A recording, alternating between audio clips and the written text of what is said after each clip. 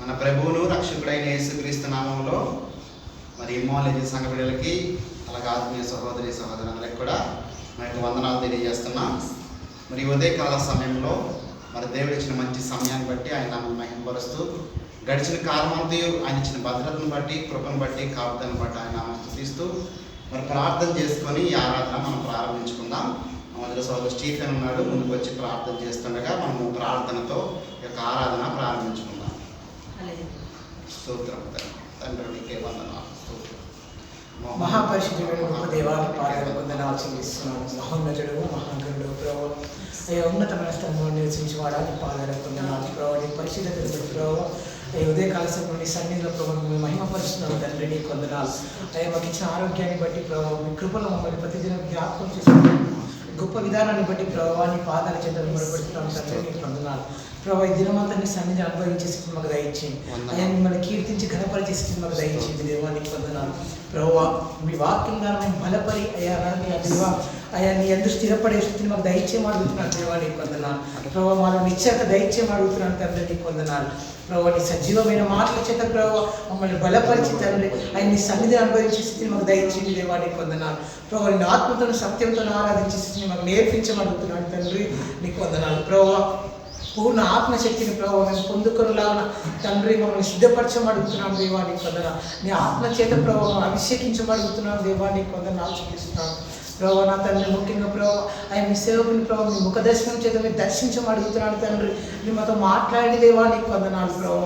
ఆయన మీ పాదాల చేత మీరు నేర్చుకోవడానికి మా కృప చూపించండి ప్రభావ. మీ వాక్యం ద్వారా మమ్మల్ని ఆదరించండి, బలపరచండి, నడిపించమడుగుతున్నాను దేవా, నీకు వందనాలు ప్రభావ. మీ మహిమ పొందండి తండ్రి.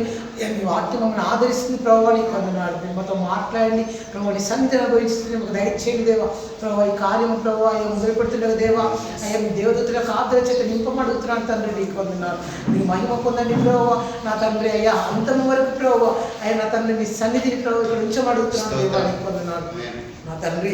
అయినా ప్రభావ మీరే మహిమ పొందండి తండ్రి, మీరే ఘనత వహించమని ప్రభావ నా తండ్రి. ఇది మొదలుకొని ప్రభావ అయ్యా అయ్యా ప్రభావ అయ్యా అంతవరకు ప్రభావ మీరే తోడుగా ఉండి అయ్యా మమ్మల్ని బలపరచమని నా ప్రభువును రక్షకుడైన యేసునామములో అడిగి పెడుతున్నాడు తండ్రి. కూర్చుందాం. మంచిది. మరి ఈ సమయంలో మొదటిగా ఒక పాట పాడుకుందాం, మరి స్తుతి పాట పాడుకుందాం. రెండవదిగా మరి ప్రత్యేకమైన పాట పాడుకుందాం. దేవుని స్తుతించుడి, ఎల్లప్పుడూ దేవుని స్తుతించుడి అని పాట పాడుకుంటూ దేవుని నామాన్ని చెప్తాం. దేవుని నామానికి మహిమ కలుగుగాక. సమయంలో పాటలు పాడుతూ సర్వశక్తుడైన దేవుణ్ణి, మరి సర్వోన్నతుడైన దేవుణ్ణి, మనం ఇంతవరకు కాపాడిన దేవుణ్ణి కృతజ్ఞతలు చెల్లిస్తూ పాటలు పాడుతున్నాం. దేవుని స్తుతించుడి, ఎల్లప్పుడూ దేవుని స్తుతించుడి. దేవుని స్తుతించుడి, ఎల్లప్పుడూ దేవుని స్తుతించుడి. ఆయన పరిశుద్ధ ఆలయమందు, ఆయన పరిశుద్ధ ఆలయమందు, ఆయన సన్నిధిలో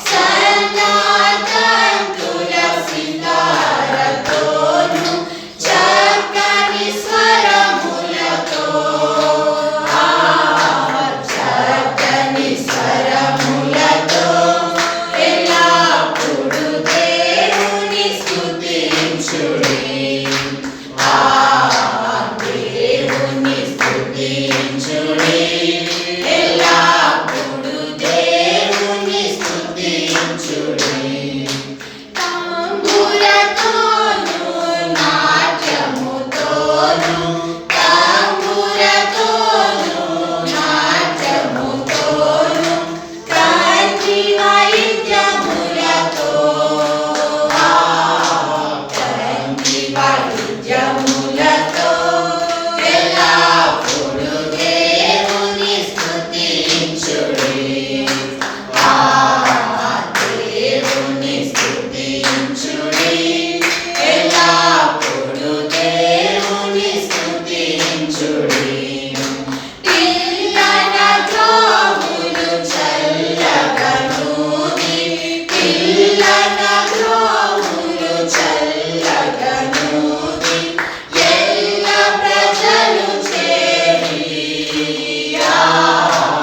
ఎల్ల ప్రజలు చేరి ఎల్లప్పుడూ దేవుని స్తుతించుడి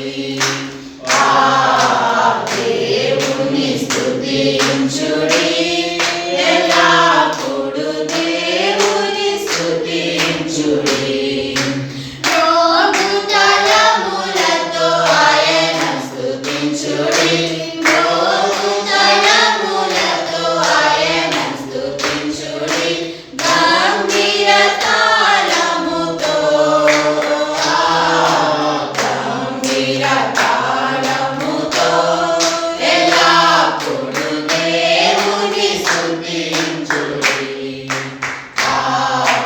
దేవుని స్తుతించుడి ఎల్లప్పుడూ దేవుని స్తుతించుడి సకల ప్రాణులు యెహోవాను స్తుతించుడి సకల ప్రాణులు యెహోవాను స్తుతించుడి హల్లెలూయా ఆమేన్ హల్లెలూయా ఆమేన్ ఎల్లప్పుడూ దేవుని స్తుతించుడి దేవుని స్తుతించుడి ఎల్లప్పుడూ దేవుని స్తుతించుడి హల్లెలూయా ఏ పాట దాన్నయ్యా నాకు తీసుకుంది ఓకేనా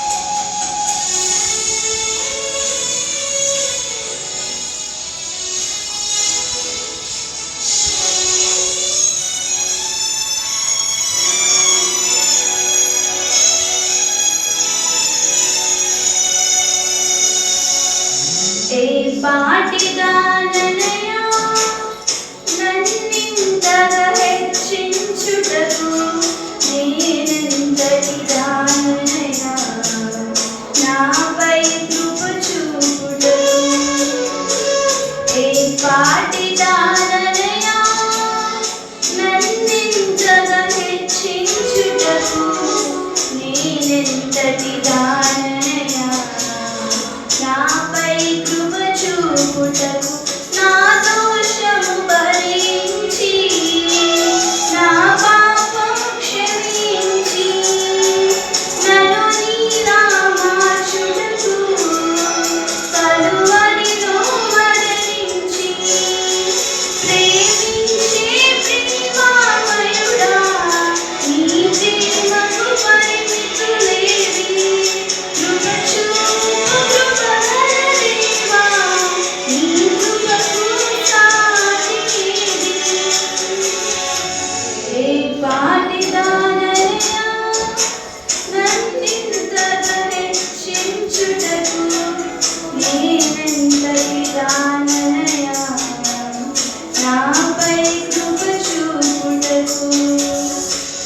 పాటి కారణయా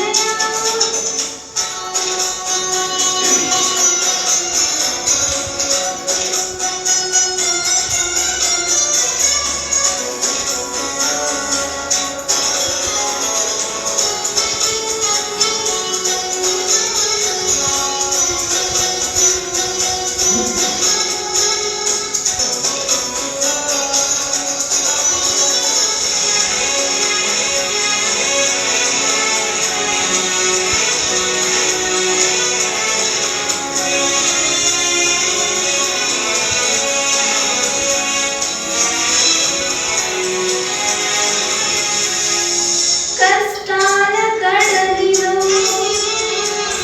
కన్నీటిలో ఎలలో నా తోడు నిలిచావు నన్నాదరించావు కష్టాల కడలిలో కన్నీటిలో ఎలలో నా తోడు నిలిచావు నన్నాదరించావు అందరూ నన్ను విడచినా నన్ను విడువని యేసయ్యా విడువను ఎడబాయనని నా తోడై నిలచితివా ప్రేమించే ప్రేమామయుడా నీ ప్రేమకు పరిమితులేవి కృప చూపు కృపగల దేవా నీ కృప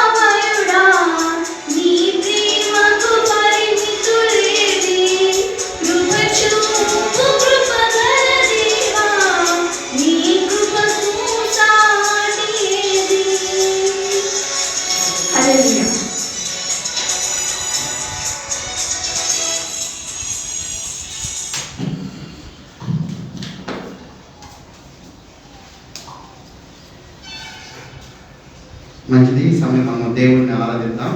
దేవుణ్ణి ఆరాధించే ముందు కొద్దిసేపు ఆయన మాటలు మనం ధ్యానిద్దాం. మరి దేవుని వాక్యాన్ని గౌరవించి మనందరం కూడా లేచి నిలబడదాం. మనందరం కూడా లేచి ఉన్నట్లయితే మరి ఈరోజు వర్తమానానికి మరి దేవుడు మనతో మాట్లాడబోతున్నమాట. మన కీర్తనలో నుంచి 60వ కీర్తన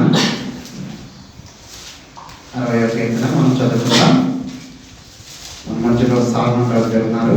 ముందుకు వచ్చి మొదటి వచ్చిన చదువుతారు, రెండో వచ్చిన సంఘము. ఈ రీతిగా మరి మార్చి ఈ యొక్క 60వ కీర్తన మనం చదువుకుందాం. సాల్మన్ రాజు గారు ముందుకు వస్తారు.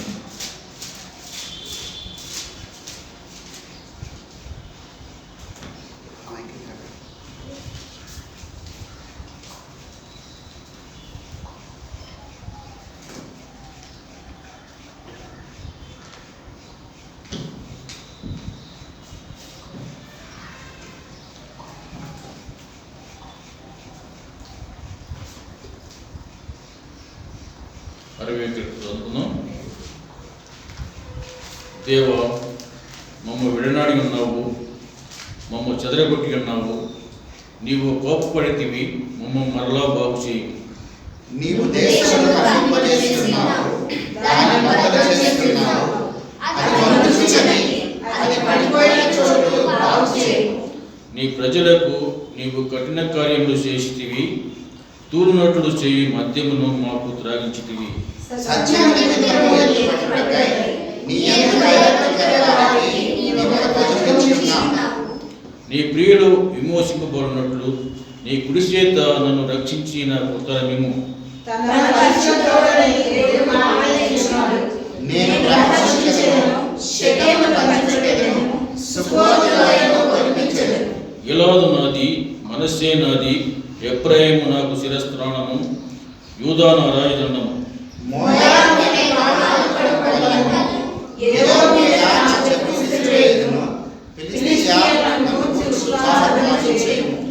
కోటగల పట్టణంలోనికి నన్నెవడు తోడుకొని పోవును, యుద్ధములోనికి నన్నెవడు నడిపించును. దేవా, నీవు మమ్ము విడనాడి ఉన్నావు కదా. దేవా, మా సేనలతో కూడా నీవు బయలుదేరుట మాని ఉన్నావు కదా. మనుష్యుల సహాయము వ్యర్థము, శత్రువులను జయించుటకు మాకు సహాయము దయచేయము. దేవుని వలన నీ శత్రువులను జయించెదము. మా శత్రువులను మొదలువాడు ఆయనే. చదువుకున్న వాక్యం ద్వారా మా ఆత్మను దయచేయండి. ఆమేన్. కూర్చుందాం. కొద్దిసేపు ఒక 5 minutes మనం ఈ మాటలు ధ్యానిద్దాం.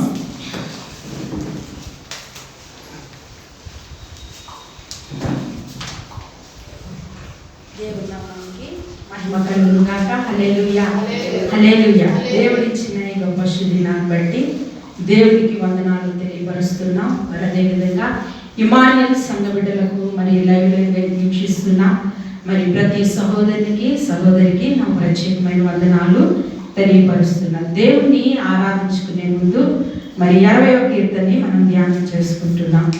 మరి 60వ కీర్తన దావీదు రచించిన కీర్తన. ఇందులో మనం జ్ఞాపకం చేసుకున్నట్లయితే యోవాబు మరి ఉప్పు స్థలంలో 12,000 మంది ఎదోమీయులను చంపి తిరిగి వచ్చినప్పుడు ఇక్కడ దావీదు రచించిన కీర్తనగా మనకి యొక్క 66వ కీర్తన కనబడుతుంది.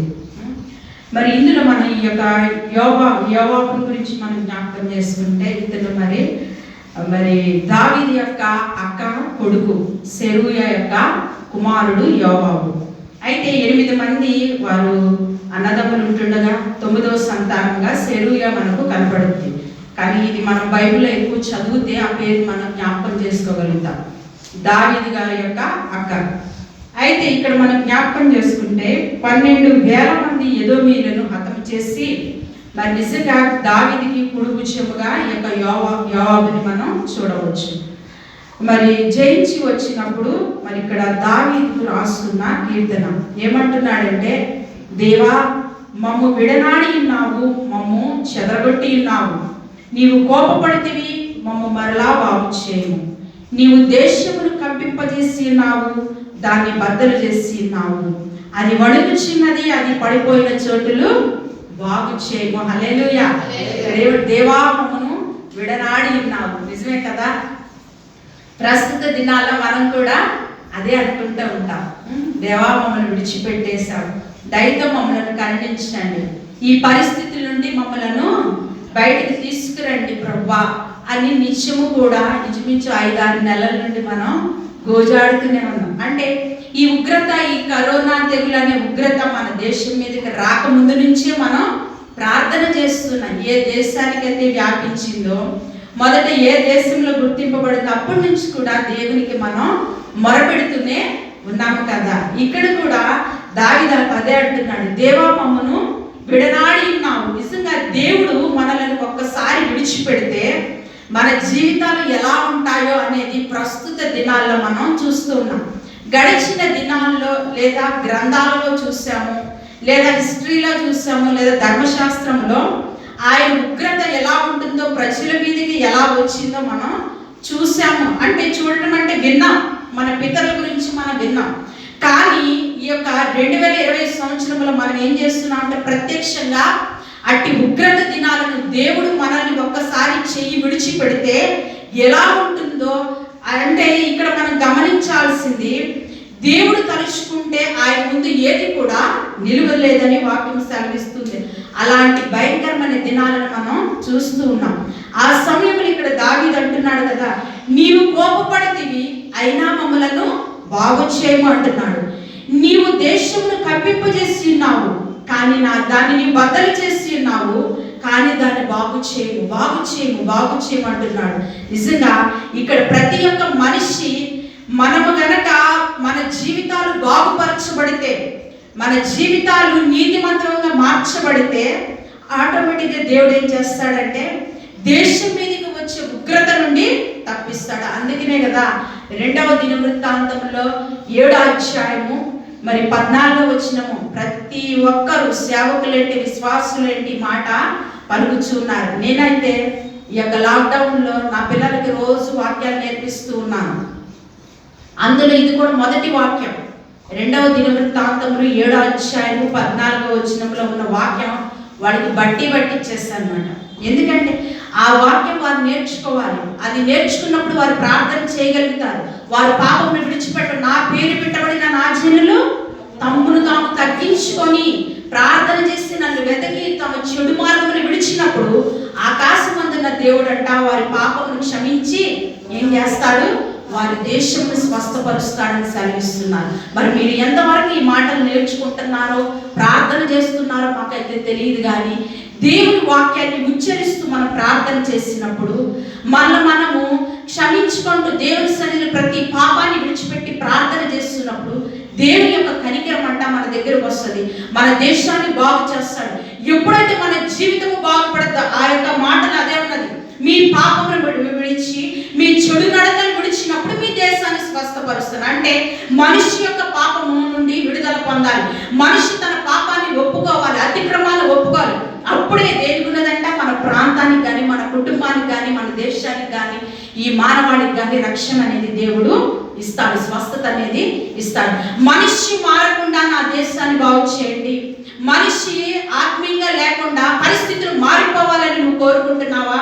అది అవిశ్వాసం అని దేవుని వాక్యము సెలవిస్తున్నది. కాబట్టి దావీదు అదే చేస్తున్నాడు. నీవు ఒక్కసారి కనుక విడిచిపెడితే ప్రభువా మేము జీవించలేము.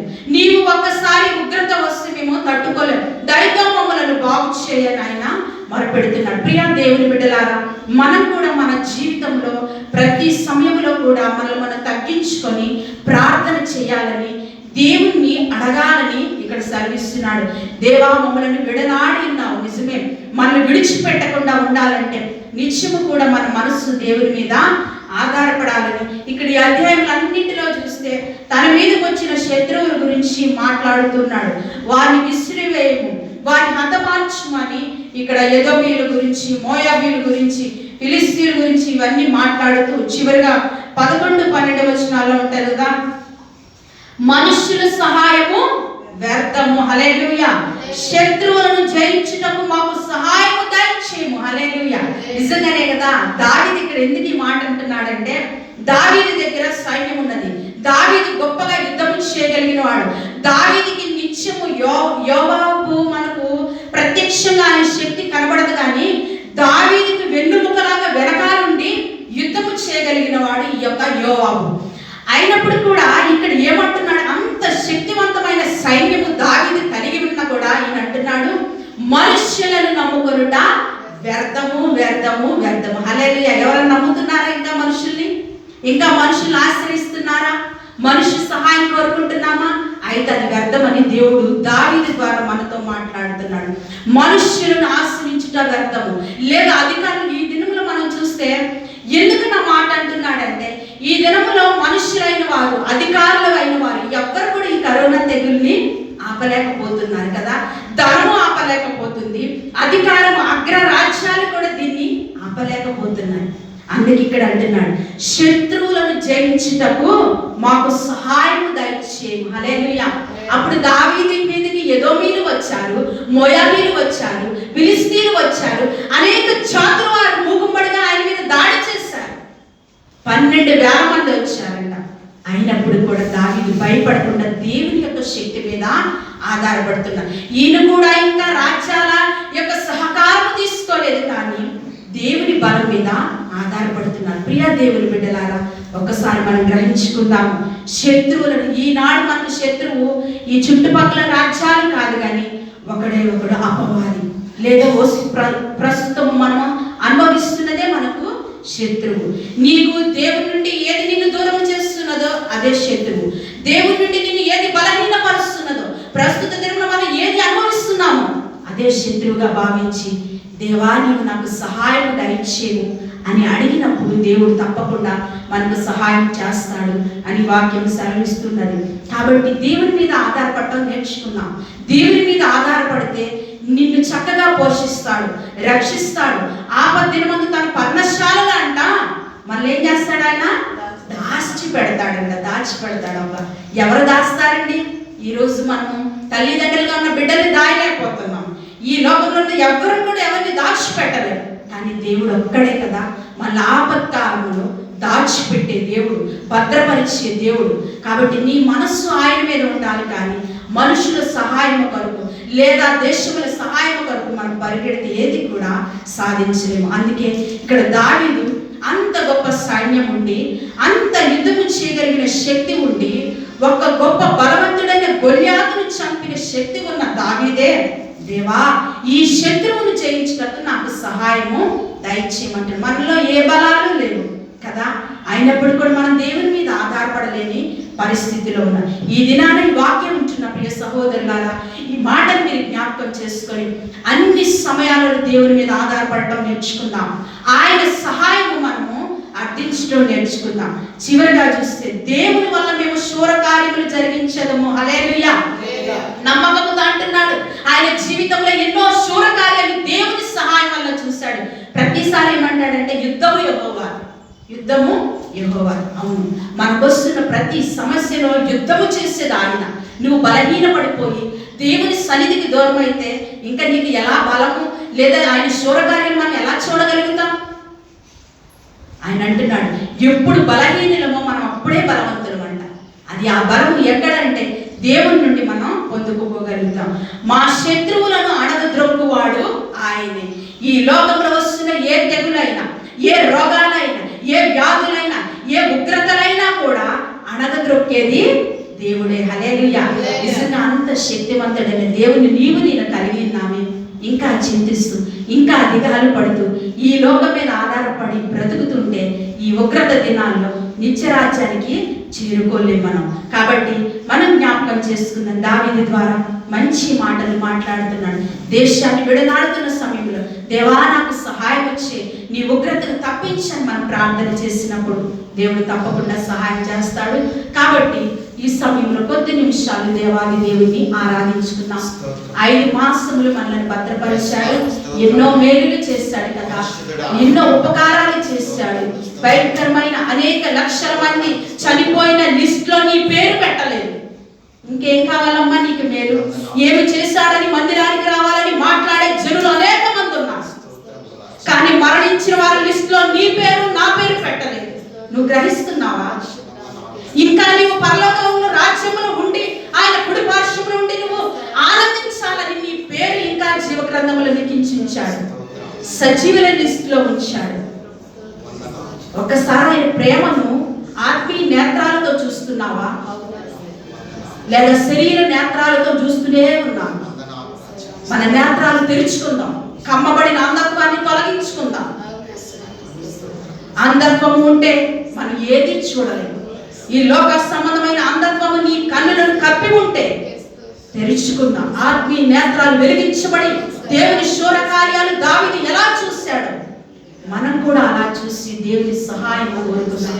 ప్రియ దేవుని బిడ్డలారా, ప్రియ దైవ జనాంగమా, ఒకసారి పరిశీలన చేసుకుంటూ కృతజ్ఞతాస్తుతులు చెల్లిస్తూ దేవుని కృతజ్ఞతలు చెల్లిస్తూ ఆయన చేసిన కార్యము జ్ఞాపకం చేసుకుంటూ గడిచిన కాలమంతయు ఆయన ఇచ్చిన భద్రతను బట్టి, ఆయన ఇచ్చిన కాపుదలను బట్టి, ఆయన చేసిన కార్యములు బట్టి ఆయన నామను మహిమపరుస్తూ దేవానికి వందనాలని మనందరం కూడా దేవుడిని ఆరాధిస్తాం. నిజంగా ఆయన శూర కార్యము చేసే దేవుడు మన దేవుడు. నిజంగా కృతజ్ఞతతో మనం ఆయన సన్నిధికి వచ్చినప్పుడు, ఆయన మీద ఆధారపడినప్పుడు, ఆయన ఆరాధించినప్పుడు మన జీవితాలను అద్భుతంగా చేసే దేవుడు మన దేవుడు. ఒక్కసారి మనం పరిశీలన చేసుకుంటూ దావీదు తన యొక్క మాటల ద్వారా మాట్లాడించుకుంటగా ఈ సమయం మన యొక్క ప్రతి స్థితి ఎలా ఉన్నది, మన పరిస్థితులు ఎలా ఉన్నాయి, ఒక్కసారి దేవుని దగ్గరికి వచ్చిన మనం సరి చేసుకుందాం. దేవానికే వందనాలని, దేవానికే వందనాలని. దేవా నువ్వు చేసిన కృపను బట్టి, చూపిన కృపను బట్టి వందనాలు నాయన. నువ్వు ఇచ్చిన మంచి ఆరోగ్యాన్ని బట్టి వందనాలు. పరిశుద్ధురానికే వందనాలు, పరిశుద్ధురానికే వందనాలు. తండ్రి నీకే వందనాలు, స్తోత్రాలు, స్తోత్రాలు. నిజంగా ఆయన ఇచ్చిన ఆయుష్ను బట్టి మనలో ఉన్న ప్రతి అవిశ్వాస హృదయాన్ని దూరపరిచి ఏదో మనుషుల కోసం మన దేవుని ఆరాధించడం కాదు, సేవకుడు చెప్పారంటే దేవుని ఆరాధించడం కాదు, ఆచారబద్ధంగా దేవుని ఆరాధించడం కాదు, విరిగి జరిగిన హృదయంతో మనం ఆరాధించాలని దేవుని వాక్యం సెలవిస్తుంది. ఆయన అన్నాడు కదా, నేను బదులు కోరలేదు, విరిగి జరిగిన హృదయాన్ని కోరుతున్నాను అంటున్నాడు మన దేవుడు. అటువంటి దేవుని సన్నిధిలో ఉన్న మనం పరిశీలన చేసుకుంటూ తండ్రి నీకే వందనాలు, తండ్రి నీకే వందనాలు. కృప కలిగిన దేవుని స్తుతిస్తూ మహిమపరుస్తూ ఆయన నామాన్ని ఘనపరుస్తూ దేవా స్తోత్రాలు, దేవా స్తోత్రాలు. ప్రభువా నీవు ఇచ్చిన ఆయుష్ను బట్టి, ఆరోగ్యాన్ని బట్టి వందనాలు. స్తోత్రము, స్తోత్రము, స్తోత్రము. గొప్ప తండ్రి మహోన్నతుడా నీకే వందనాలు, స్తోత్రాలు, స్తోత్రాలు. నీకే వందనాలు ఆయన. స్తోత్రము తండ్రి. యేసయ్య నీకే వందనాలు.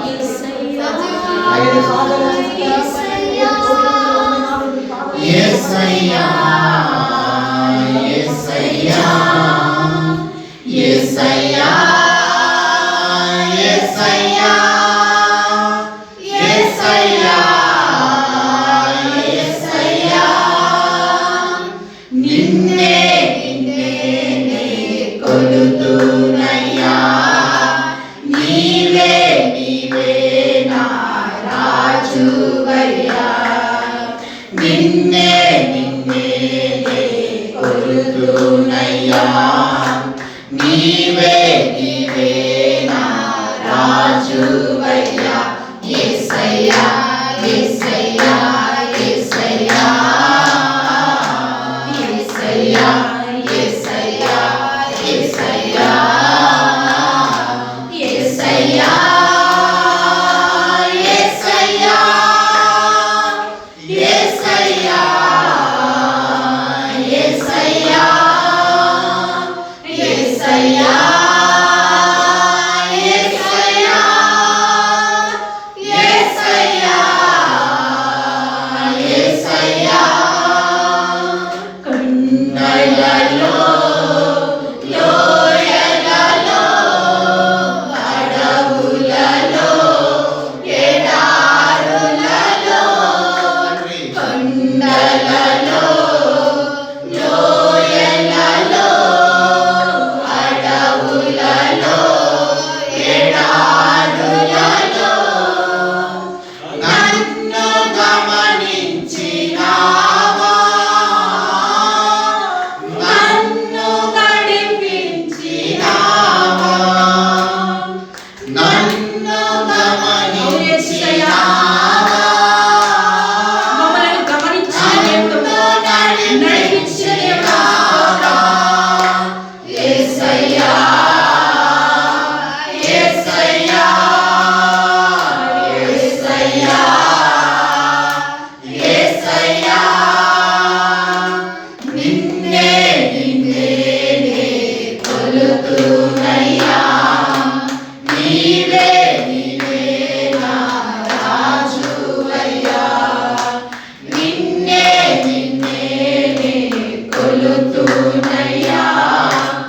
నీవే నీవే నా రాజువయ్యా యేసయ్యా యేసయ్యా యేసయ్యా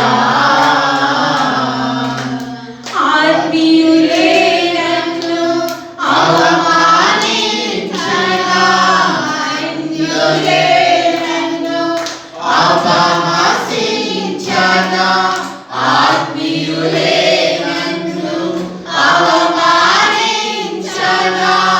అన్యులే నన్ను అపహసించగా అండ నీవైతివయ్యా కొండ నీవే యేసయ్యా అండ నీవైతివయ్యా కొండ నీవే యేసయ్యా యేసయ్యా యేసయ్యా మానవులలో ఘనత నీవే యేసయ్యా నిన్నే నిన్నే అందుకే కొలుతున్నయ్యా నీవే నీవే మా రాజు ప్రభా. రాజువయ్యా పరిస్థితులు మారినా, స్థితిగతులు మారిపోయినా నీవే మా రాజు తండ్రి. నీవే నీవే నా రాజువయ్యా యేసయ్యా యేసయ్యా యేసయ్యా యేసయ్యా యేసయ్యా యేసయ్యా యేసయ్యా యేసయ్యా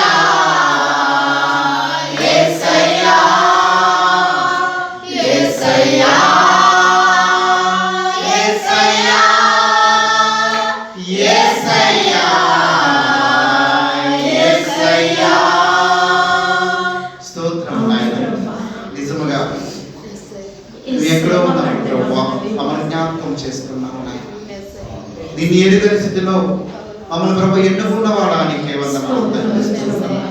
లోకంలో పాపంలో ఉన్నప్పుడు మమ్మల్ని పిలుచుకున్న దేవా నీకే వందనాలు తండ్రి స్తోత్రం మమ్మల్ని గమనించిన దేవా నన్ను నడిపించిన దేవా నీకే వందనాలు తండ్రి స్తోత్రం. నిజముగా ప్రభు ఆత్మీయులే మమ్మల్ని ప్రభు అపహసించినప్పుడు అన్యులే ప్రభు దూషణ మాటలతో యేసయ్యా మమ్మల్ని తోడుగా ఉన్నవాడా మమ్మల్ని నడిపిస్తున్నవాడా అంటగా నీ ఉంటున్న దేవా కొండగా నీ ఉంటున్న దేవా నీకే వందనాలు నాయనా. గడిచిన కాలం అంతా మీరు ఇచ్చిన భద్రతను బట్టి మీరు ఇచ్చిన కృపను బట్టి వందనాలు తండ్రి స్తోత్రం. నిజముగా లోకమంతా చీకటి ఉంటుండగా మా కుటుంబాల్లో మా హృదయాల్లో వెలుగునిచ్చిన దేవా నీకే వందనాలు తండ్రి స్తోత్రం.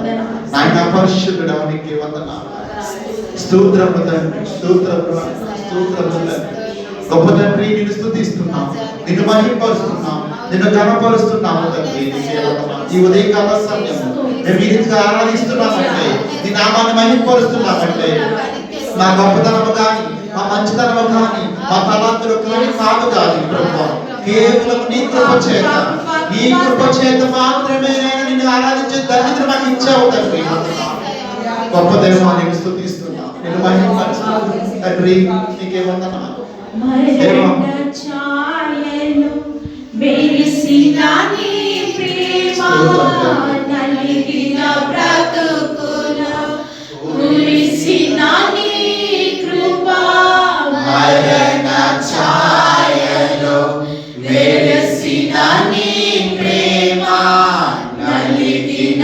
బ్రతుకున కురిసిన నీ కృప నన్ను బలపరచెనయ్యా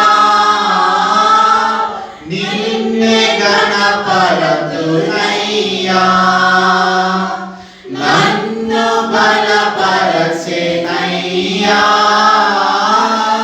నిన్నే గణపరతునయ్యా మరణ ఛాయలో మెరసిన నీ ప్రేమ నలిగిన బ్రతుకులో కురిసిన నీ కృప మరణ ఛాయలో మెరసిన నీ ప్రేమ నలిగిన బ్రతుకులో కురిసిన నీ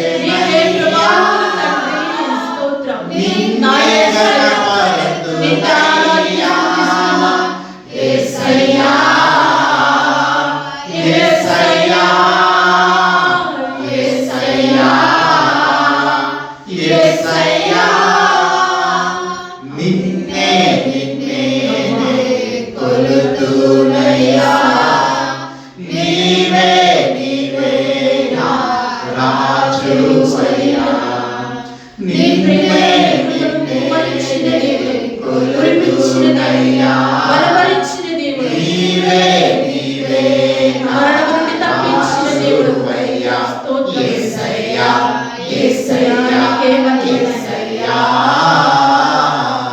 యేసయ్యా యేసయ్యా యేసయ్యా యేసయ్యా యేసయ్యా యేసయ్యా యేసయ్యా యేసయ్యా యేసయ్యా స్తోత్రం తండ్రి. హల్లెలూయా. ఆయన నీ కృప చేత మమ్మల్ని నడిపిస్తున్నవాడు, మమ్మల్ని బలపరుస్తున్న దేవా నీకే వందనాలు తండ్రి. స్తోత్రం. ఆయన ఈ ఉదయకాల సమయంలో నీ పాద సన్నిధిలో ప్రభు ప్రార్థన చేస్తున్నాం తండ్రి. స్తోత్రం. ఆయన కృతజ్ఞతాస్తులు నీకే చెల్లిస్తున్నాము రాజా. నీకే వందనాలు. నిజంగా మన జీవితాల్లో ఆయన చేసిన కార్యాన్ని జ్ఞాపకం చేసుకొని ఆయన మాటల చేత మనల్ని బలపరుస్తున్నా ఆ దేవుని వైపు చూస్తూ ఒక నిమిషం మనం మౌనంగా ఉండి ఆయన సన్నిధిలో కనిపెడతాం.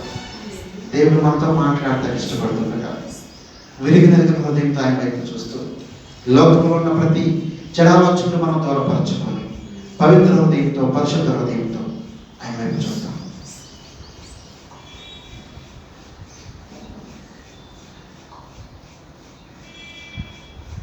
స్తుతి ప్రార్థన చేసుకుందాం. మన మధ్యలో ఉన్న జ్యోతి గారి ముందుకు వచ్చి స్తుతి ప్రార్థన చేస్తుండగా అందరూ ఏకీవించి మరి మాతో కలిసి బైబిల్ నేర్పిస్తున్నారు కూడా మరి యొక్క ప్రార్థన స్తుతి దేవునికి స్తుతి చేద్దాం. కృతజ్ఞతాస్తుతులు.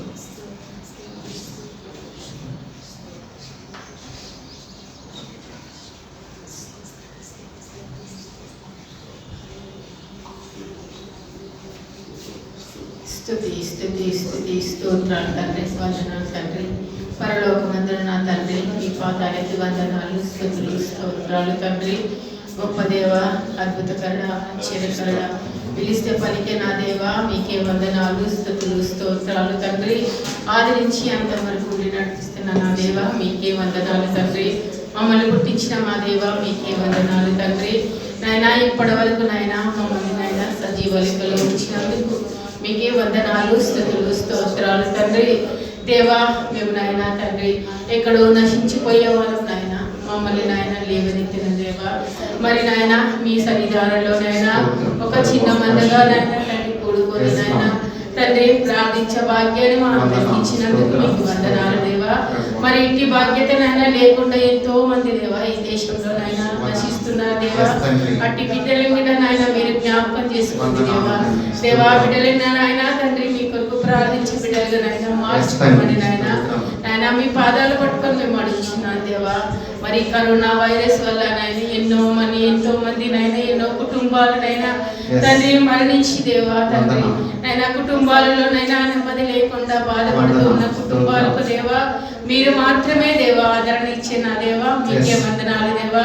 మరి నాయన ఎన్నడూ నాయన తండ్రి మానవులు నైనా తండ్రి నాయన తండ్రి ఆదరణ లేకుండా దేవా కేవలం నాయన మీ సన్నిధానానికి నాయన కళ్ళెత్తి చూస్తూ నాయన మీ కొరకు ప్రార్థించే నాయన భాగ్యాన్ని మాకు ఇవ్వమని దేవా. తండ్రి మీరు మాత్రమే నాయన తండ్రి మాకు సహాయం చేసే దేవా మీకే వందనాలు స్తుతులు స్తోత్రాలు తండ్రి. మరి నాయన 3 వాసాల నుంచి దేవా మరి మీ మందిరంలో నాయన ప్రార్థన చేయకుండా ఎవరి గృహాలలో వాళ్ళు మీ ప్రార్థన చేసుకుంటూ దేవా ఇప్పటికీ నాయన తండ్రి మిమ్మల్ని స్తుతించే భాగ్యాన్ని ఇచ్చినారు దేవా. మరి నాయన ఈ వారం నాయన తండ్రి మీ మందిరంలో నాయన మేమందరం కలిసి మీ కొరకు ప్రార్థించే భాగ్యాన్ని మాకు ఇచ్చినందుకు మీకే వందనాలు స్తుతులు స్తోత్రాలు తండ్రి. మరి నాయన ఇప్పటి వరకు నాయన వాక్యం ద్వారా నాయన పాటల ద్వారా మిమ్మల్ని గణపరిచే భాగ్యాన్ని మాకు ఇచ్చినందుకు వందనాలు. మరి మీ సేవకుని నాయన శిలువ చాటున భద్రపరిచి నాయన మీ సేవకుని ద్వారా మంచి వాక్యాన్ని మాకు నాయన బోధించి మరి మాలో ఇంకా మీ మనసుకు ఆయస్కరంగా మేము ఏమన్నా ఉంటే నాయన వాక్యం ద్వారా మమ్మల్ని సరి చేసుకునే జీవితాన్ని మాకు దయచేయమని అడుగుచు ఈ కొద్దిపాటి వినపాన్ని మీ పాసని చేర్చుకొని వేసినామని అడిగి వేడుకుంటున్నాను తండ్రి. కూర్చుందాం అందరం కూడా. మరి ఈ సమయంలో మనము దేవుని వాక్యాన్ని వినే ముందు మరి ప్రార్థన చేద్దాం. ఒక అంశాన్ని బట్టి మరి దారుణమైన పరిస్థితులు మనం ఉన్నాం, ప్రతిరోజు కూడా మనం చూస్తున్నాం. మరి మన దేశంలో కూడా పరిస్థితులు మరి చాలా దారుణంగా ఉన్నాయి. మరి 6వ స్థానంలో మనం వెళ్ళిపోయాం కరోనాను బట్టి టాప్ నుంచి. మరి దాదాపు 6,000 పైబడి చనిపోయారు. మరి 2 లక్షల పైబడి పాజిటివ్ కేసులు వచ్చాయి. 2,40,000 పైబడి పాజిటివ్ కేసులు. మరి గడిచిన 10 రోజులుగా, వారం రోజులుగా రోజుకు 8,000 వరకు పాజిటివ్ కేసులు వస్తున్నాయి. రోజుకి 200 నుంచి 250 మంది చనిపోతున్నారు. ఇటువంటి కష్టకాలంలో దేవుడు మనతో మాట్లాడిన మాట ప్రకారం నా పేరు పెట్టబడిన నా జనులు తమను తాము తగ్గించుకొని ప్రార్థన చేసి నన్ను వెతికి తమ చెడు మార్గములు విడిచిని అట్లా ఆకాశం నుండి వారి ప్రార్థన విని వారిని క్షమించి వారి దేశాన్ని స్వస్థపరుస్తానని దేవుడు మనం సెలవించుంటుండగా మన దేశ పక్షంగా ప్రార్థన చేద్దాం. మరి ముందున్న కాలాన్ని దేవుని చేతులకు అప్పగిస్తూ ఆయన భద్రతను ఇవ్వాలని, కాపుదలను ఇవ్వాలి. లాక్డౌన్ మరి సడలించారు, అనేక చోట్ల మరి అన్నీ కూడా ఓపెన్ అవుతున్నాయి. మరి ఇంకా వైరస్ విస్తరించే అవకాశం ఉంది కాబట్టి ఆయన కృప వైపు మాత్రం, ఆయన కృప తప్ప మనం ఇప్పుడు ఏది రక్షించలేదు, ఏది కూడా మనం రక్షించలేదు. కాబట్టి ఆయన కృప చేత మనం నింపడాలని, భద్రత ఇవ్వాలని, మరి ముఖ్యంగా అఫీషియల్గా June 8 నుంచి మరి మందిరాలు కూడా తెరవబడుతున్నాయి. దాన్ని బట్టి కూడా ప్రార్థన చేస్తూ దేవుని చూద్దాం. మరి ఈ సమయంలో హరిబాబు గారు ముందుకు వచ్చి ఈ అంశాన్ని బట్టి ప్రార్థన చేస్తారు. కరోనాని బట్టి ఇప్పుడున్న పరిస్థితుల్లో దేవుడు భద్రతని, కాపుదలను ఇవ్వాలని, స్వస్థత ఇవ్వాలని ప్రార్థన చేస్తారు. హరిబాబు గారు స్తోత్రం ప్రభువానికి వందనాలు, స్తోత్రాలు, పరిశుద్ధులు, స్తోత్రం, వందనాలు.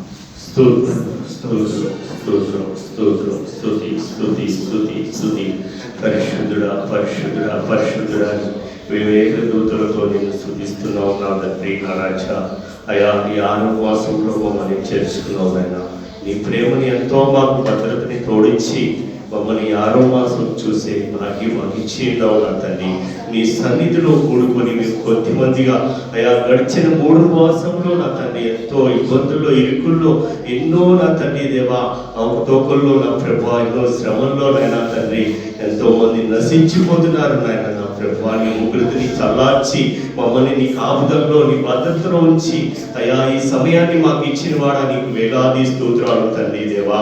ఈ భయంకరమైన వైరస్ నిమిత్తంతో మమ్మల్ని నాయన నీ రెక్కల కింద భద్రపరుచుకున్నావు నా తండ్రి, నా రక్షకుడా, నా సమాధానుడా, ఆత్మీయుడా, ఆశ్చర్యకరుడా, అద్భుతకరుడా, నీకు వేలాది స్తోత్రాలు చెల్లించుకుంటున్నావు నా ప్రభువా. నా స్తుతి ఆరాధన దేవా నీకు స్తోత్రం నా ప్రభువా. అయా నా తండ్రి ఈ సంఘములో కూడుకొని ఇమాన్యుయల్ ప్రార్థన ఏజీ సంఘములో నా ప్రభువా నీ ఆత్మీయ శక్తితో నీ దాసుడు ద్వారా అయా మేము నీ సన్నిధిగా కూడుకొని ఏకీపించే బాధ్యత ఈ ఉదయకాల సమయంలో నా ప్రభువా ఈ 6వ మాసంలో అయా నా తండ్రి మొట్టమొదటి వారంలో నా తండ్రి మేము నా తండ్రి నీ సన్నిధిలో అయా నా తండ్రి ఇన్ని మాసములు నీ సన్నిధి నా ప్రభువా ఓపెన్ చేయకుండా అయా నా తండ్రి మా గృహాలకే నేను పరిమితం అయి ఉన్నావు నా ప్రభువా. అయా నీ గృహంలో నిన్ను ఆరాధించే యోగ్యత, అటువంటి గొప్ప బాధ్యత నాయన కొంతమందికి ఇచ్చినావు నాయన. కొంతమంది ఈ లోకం విడిచి వెళ్ళి ఉన్నారు నా ప్రభువా. ఈ లోకం విడిచి వెళ్ళిన బిడ్డలకి ఆత్మకి శాంతిని కలిగించి నీ రాజ్యానికి వారసులుగా చేర్చుకోండి దేవా.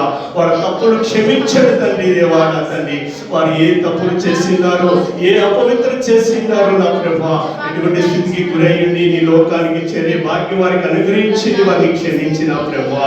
అయ్యా ఈ లోకంలో ఉన్న బిడ్డలు నా ప్రభువా ఇంకా కొంతమంది నా ప్రభువా ఎంతో నా తండ్రి దేవా హాస్పిటల్లో ఎంతో నాయన తల్లరిల్లుచున్నారు నాయన వ్యాధి నిమిత్తం నా ప్రభువా. ఆ వ్యాధిని నాయన తండ్రి నాయన పారతోడి నీ సన్నిధి నీ మంచి మనసుతో నాయన బిడ్డలు ముట్టి స్వస్థత కలిగించి ఈ వ్యాధి నుంచి నాయన మా రాజ్యాన్ని మా అయా మా ప్రపంచాన్ని నా ప్రభువా నా తండ్రి మానవ ప్రపంచానికి నీ కాపుదల నుంచి నీ మంచి రక్షణ అనుగ్రహించి ప్రతి ఒక్కరికి నిన్ను నమ్మి నీ విశ్వాసంతో నిన్నే గణపరిచే బిడ్డలుగా ఏర్పరచుకోండి తండ్రి. నీ రాకడ కొరకు ఎదురు చూసే బిడ్డలుగా నీ సన్నిధిలో ఎత్తబడే బిడ్డలుగా ఉంచండి తండ్రి. ప్రతి ఒక్క బిడ్డకి నా ప్రభువా ఆత్మీయ విశ్వాసాన్ని కలిగించండి తండ్రి. ప్రతి ఒక్కరికి నా ప్రభువా నీ ఉండాలని తెలుసుకునే యోగ్యత భాగ్యము దయచేయండి తండ్రి దేవా. అటువంటి జ్ఞానం అనుగ్రహించండి ప్రతి ఒక్క బిడ్డకి నా ప్రభువా. నా రక్షకుడా నీకు స్తోత్రాలు నాయన నా ప్రభువా.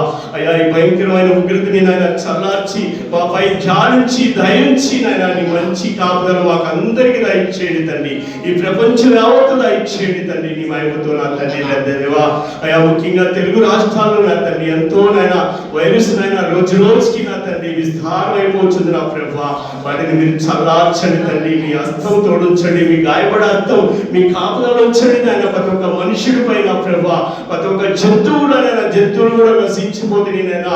అయ్యా నా ప్రభువా వాటికి కూడా మీ కాపుదల, వాటికి కూడా మీ భద్రతను దయచేయండి తండ్రి. నీకు వందనాలు స్తోత్రాలు ప్రభువా. నా రక్షకుడా నీకు స్తోత్రాలు నైనా. రేపటి దినం నుంచి నైనా ప్రతి ఒక్క ఆలయాలు తెరుస్తున్నారు నా తండ్రి దేవా. ఆ ఆలయ ఆలయాలు కూడా మీ భద్రతని, మీ కాపుల నుంచి అయ్యా నీ ఘనంగా ఆరాధన జరిపే బాధ్యత ప్రతి ఒక్క దైవజనుడికి దయచేసి ప్రతి ఒక్క విశ్వాసికి అనుగ్రహించండి నాయన. నీ ఆత్మతో అయ్యా నీ సన్నిధిలో అడుగుపెట్టి ప్రతి ఒక్క మనుషులు నా ప్రభు నిన్నే గణపరిచే మనసును దయచేయండి తండ్రి దేవా. నీ బలమును, నీ శక్తిని కుమ్మరించి వారికి కావాల్సిన భద్రతని, కాపుదలను అనుగ్రహించండి తండ్రి. నీ మహిమను దయచేయండి తండ్రి దేవా. నీకు స్తోత్రాలు నా ప్రభు, నా రక్షకుడా. ఇదా తండ్రి దేవా, నీ మహిమను బట్టి నాయన తండ్రి, ఎవరైతే గృహాల్లో ఉండి నాయన నీ మంచి వర్తమానం వింటున్నారో నాయన నా ప్రభు, వారికి కూడా నీ భద్రతని, నీ కాపుదలు అనుగ్రహించి నా ప్రభు, నీ చిత్తానుసారిగా మహిళ సమయాన్ని నాయన వారి కూడా నీ సన్నిధిలో గడిపి మేమందరం ఏకీభవించి నిన్ను ఇంకా ఘనంగా ఆరాధించే బాధ్యత మాకు అందరికీ, మా సంఘాలకి, మా సంఘ దైత్యులకి నాయన నీ మహిమను బట్టి నీ శక్తిని అనుగ్రహించి ఇంకా నీ బలమైన శక్తితో నిన్ను ఆరాధించే యోగ్యం భాగ్యం మాకు అందరికీ అనుగ్రహించమని యేసు అతి పరిశుద్ధ నామమున నీ ప్రార్థన, మీ పరలోక పాత్రని చేర్చుకోమని యేసు నామమున అడుగుతున్నాం పరమ తండ్రి. ఆమేన్. కూర్చుందాం అందరం కూడా. మంచిది. దేవుడిచ్చిన ఈ శ్రేష్టమైన సమయాన్ని బట్టి మరొక దినమున ఆయన స్తుతించి, ఆయన మహిమపరచుకొని, ఆయన ఆరాధించి, ఆయన మాటలు ధ్యానించే శ్రేష్టమైన సమయం ఇచ్చినందుకు మరొకసారి ఆ దేవుని నామమున మహిమపరుస్తున్నాను. నిజంగా మరి జూన్ మాసంలో మనం ప్రవేశించాం. మరి గడిచిన 5 నెలలు కూడా దేవుడు తోడుకున్నారు. ముఖ్యంగా మరి దాదాపు మార్చి 22న మరి జనతా కర్ఫ్యూతో ప్రారంభమైంది మన ఇక్కడ లాక్డౌన్. మరి 3 రోజులకి మార్చి 22 నుంచి మరి జనతా కర్ఫ్యూ స్టార్ట్ అయింది. మార్చి 25తో మరి లాక్డౌన్ స్టార్ట్ అయింది. ఇన్ని రోజులుగా మనం మందిరంలో కూడుకోలేకపోతున్నాం. మరి దేవుని చిత్తం అయితే వచ్చే ఆదివారం మనందరం కలిసి మరి సంతోషంగా మన యథార్థ సమయానికి ఉదయం 10 గంటలకల్లా మనం మందిరంలో కలుసుకొని దేవుడిని ఆరాధిద్దాం. అయితే ఈ సమయంలో మరి దేవుని వాక్యాన్ని మీద మత్తయి సువార్త 18వ అధ్యాయం ఒకసారి తీసినట్లయితే మరి బైబిల్ ఉన్నవారు అలాగే లైవ్ చూపిస్తున్న వారు కూడా దేవుని వాక్యాన్ని చూసినట్లయితే మత్తయి సువార్త 18వ అధ్యాయము. మరి గడిచిన శుక్రవారంలో నేను వాక్యాన్ని ధ్యానిస్తుండగా ఆ శుక్రవారం రోజు వాక్యానికి ఏం పంచుకోవాలి, ఏమి మాట్లాడాలని ఆశపడినప్పుడు మరి ఎందుకన్నా మత్తయి సువార్త 18వ అధ్యాయం నుంచి దేవుడు నాతో మాట్లాడారు. అయితే మళ్ళీ వెంటనే మరి ఈ మాటలు ఆదివారము మరి మాట్లాడదాం ఆలోచనతో మరి ఆ రోజు ఉపవాసం గురించి మాట్లాడటం జరిగింది. అయితే మత్తయి సువార్త 18వ అధ్యాయం మొదటి 3 వచనాలు నేను చదువుతున్నాను. 4 వచనాలు నేను చదువుతున్నాను. బైబిల్ ఉన్న వారందరూ కూడా మీ బైబిల్స్ తీసి చూడండి. ఆ కాలమున శిష్యులు యేసు వద్దకు వచ్చి, పరలోక రాజ్యంలో ఎవడు గొప్పవాడని అడుగుగా, ఆయన ఒక చిన్న బిడ్డను తన యొద్దకు పిలిచి వారి మధ్యన నిలబెట్టి ఇట్లనెను, మీరు మార్పు నుండి బిడ్డల వంటి వారైతేనే కానీ పరలోక రాజ్యంలో ప్రవేశింపరని మీతో నిశ్చయముగా చెప్పుచున్నాను. కాగా ఈ బిడ్డ వలె తన్ను తాను తగ్గించుకుని వాడెవడో వాడే పరలోక రాజ్యములో గొప్పవాడు. దేవుడి మాటలు మనకు దీవించిన కాక చిన్న ప్రార్థన చేసుకున్నాం. పరిశుద్ధుడైన మా తండ్రి, ప్రేమ కలిగిన మా రాజా, ఈ ఉదయకాల సమయంలో నీ పాద సన్నిధిలో ప్రభు ప్రార్థన చేస్తున్నాం. ఈ రీతిగా ప్రభు మేము సమాజంగా అందరం కూడుకోలేని పరిస్థితి ఉన్నప్పటికీ ప్రభావ లైవ్లో ఏకీలించి సంఘంలో కొద్దిమందిగా నిన్ను ఆరాధించడానికి మీరు ఇచ్చిన శ్రేష్టమైన సమయాన్ని బట్టి వందనాలు. పరిశుద్ధుడా ప్రార్థన చేస్తున్నాం. మా ఆరాధన మీరు అంగీకరించినందుకు వందనాలు తండ్రి. ఈ సమయంలో కొద్దిసేపు నీ మాటల ద్వారా మాట్లాడబోతున్న నిలబడుతున్న నన్ను మీ నోటి కొరగా వాడుకోండి. విత్తబడుతున్న వాక్యానికి నూరంతర ప్రతిఫలం దయచేయమని, సమస్త మహిమా ఘనత ప్రభావాలు మీరు పొందుకోమని మా కొరకు త్వరలో రాన్న యేసు నామమున ఈ ప్రార్థన అడిగి వేడుకుంటున్నాను మా తండ్రి. మంచిది.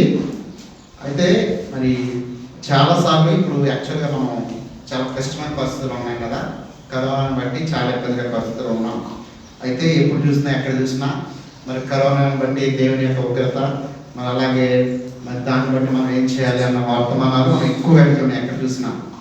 అయితే వీటిలన్నిటికంటే కూడా శ్రేష్టమైనది ఏంటంటే పరలోక రాజ్యం గురించిన వర్తమానాలు శ్రేష్టమైనది. యేసుప్రభు వారు ఈ లోకానికి వచ్చినప్పుడు మొదటి సువార్త ఏం ప్రకటించారు తెలుసు ఎవరికైనా? సువార్త ఏం ప్రకటించారు?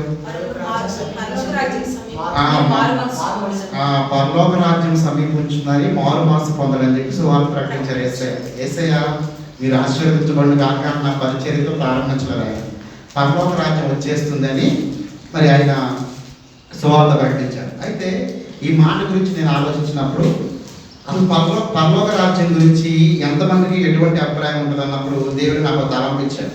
ఈ మాటలు వింటున్నాయి ఇక్కడ కూర్చున్న వారు కానీ, ఈ మాటలు మరి లైవ్లో చూస్తున్న వారు కానీ 3 రకాల జనాంగం ఉంటారు. నెంబర్ 1 జనాంగం ఈ పరలోక రాజ్యం గురించి చెప్పగానే పరలోక రాజ్యంలో ఎవరు గనులు అనగానే అనగానే నెంబర్ 1 బ్యాచ్ ఏంటంటే నిజంగానే ఒక డౌట్ వస్తుంది అనమాట. అంటే మీరు పూర్తిగా పరలోక రాజ్యం గురించి నమ్ముతారు కాబట్టి, అంటే దేవుని యొక్క రాకడ వస్తుందని, ఆ యేసు ప్రభు వారి యొక్క తీర్పు దినాన్ని మరి నిలవబడి ఆ రోజు యేసు చేత సాక్ష్యం పొందుకొని పరలోక రాజ్యం ప్రవేశిస్తూ ఉన్నవారు ఏం చేస్తారంటే నిజంగానే ఎవరు గొప్పవాళ్ళని క్వశ్చన్ రావచ్చు. రెండోదిగా ఉన్నవారు ఏంటంటే క్రైస్తవుల గురించి, నేను క్రైస్తవుల గురించి చెప్తున్నా, అన్ని గురించి చెప్పట్లా.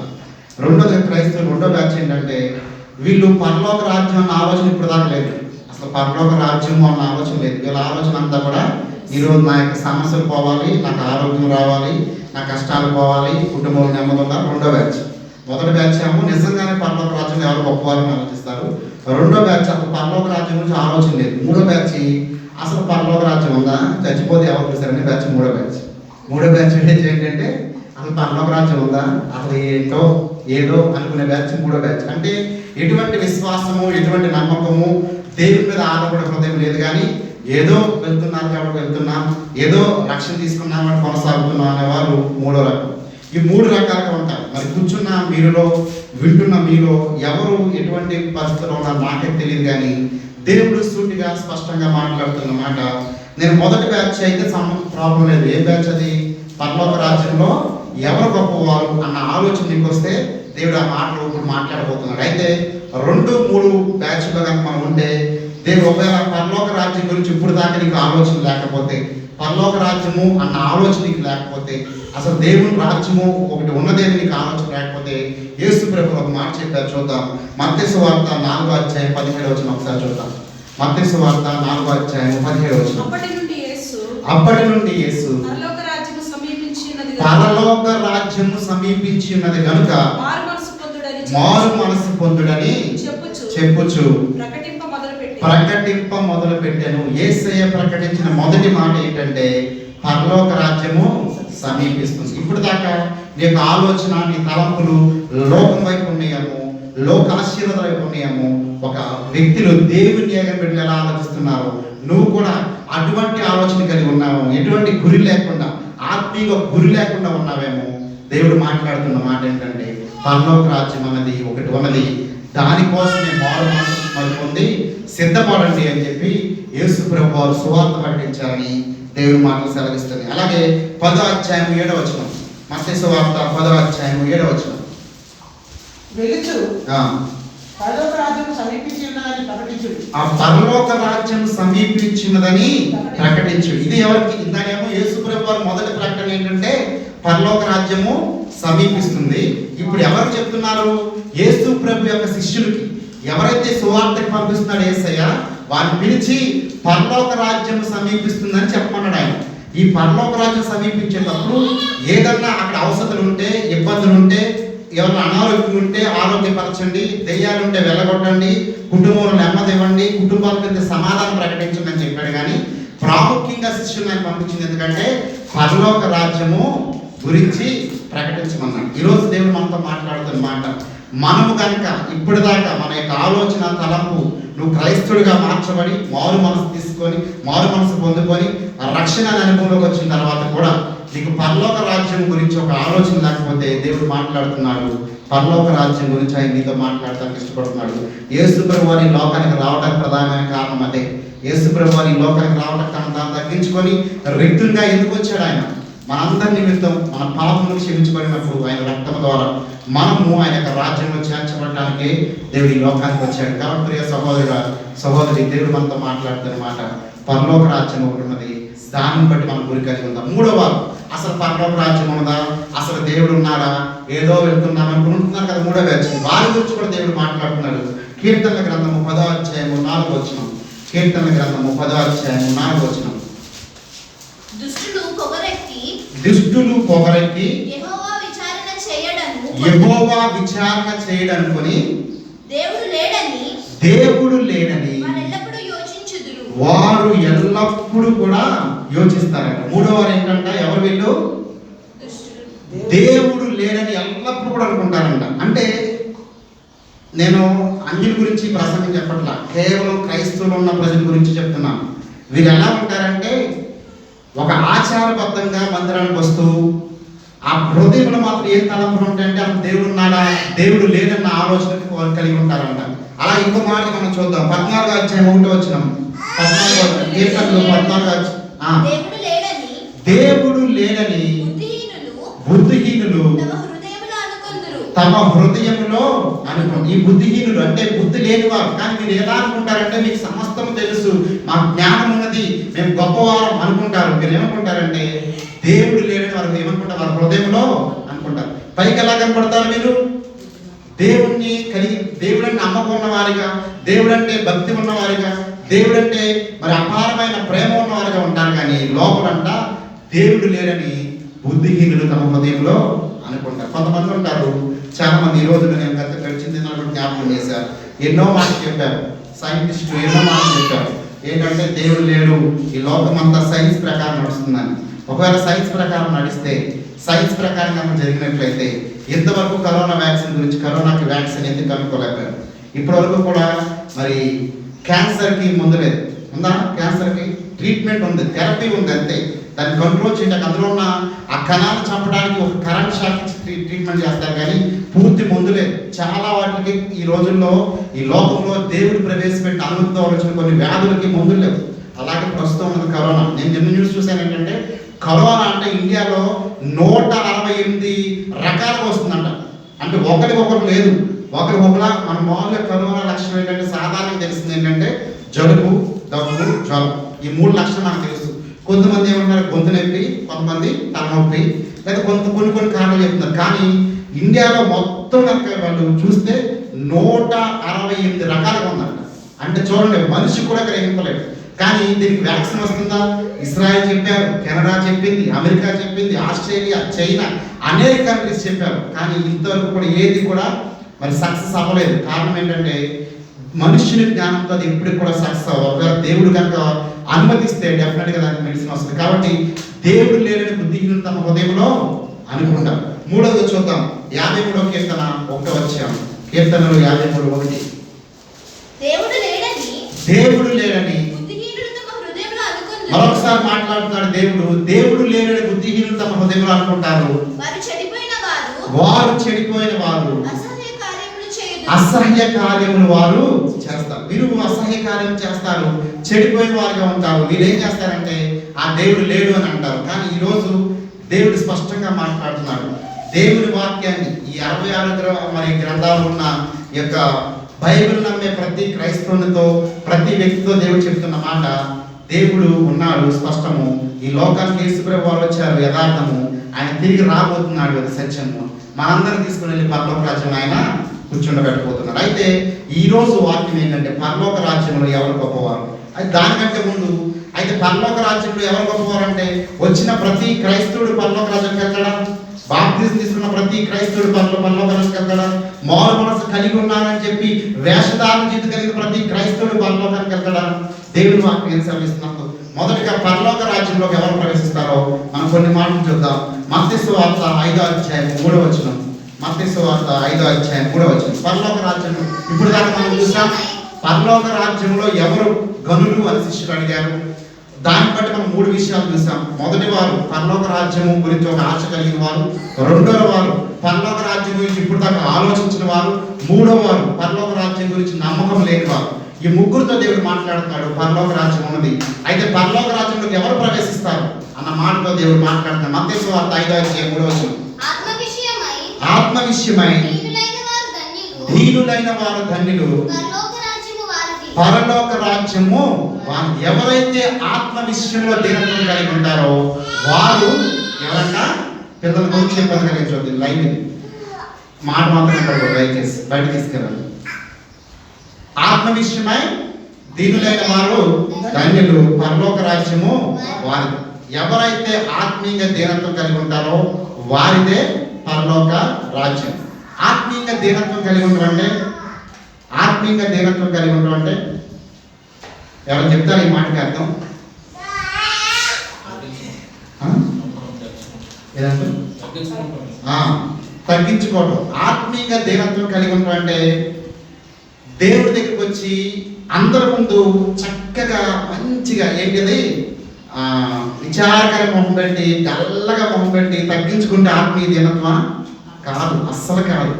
ఆత్మీయ దీనత్వం అంటే శరీరంలో హృదయంలో దేవుని ఎదుట మనుషుల ఎదుట ఎల్లప్పుడూ ఒకేలాగా జీవించడం.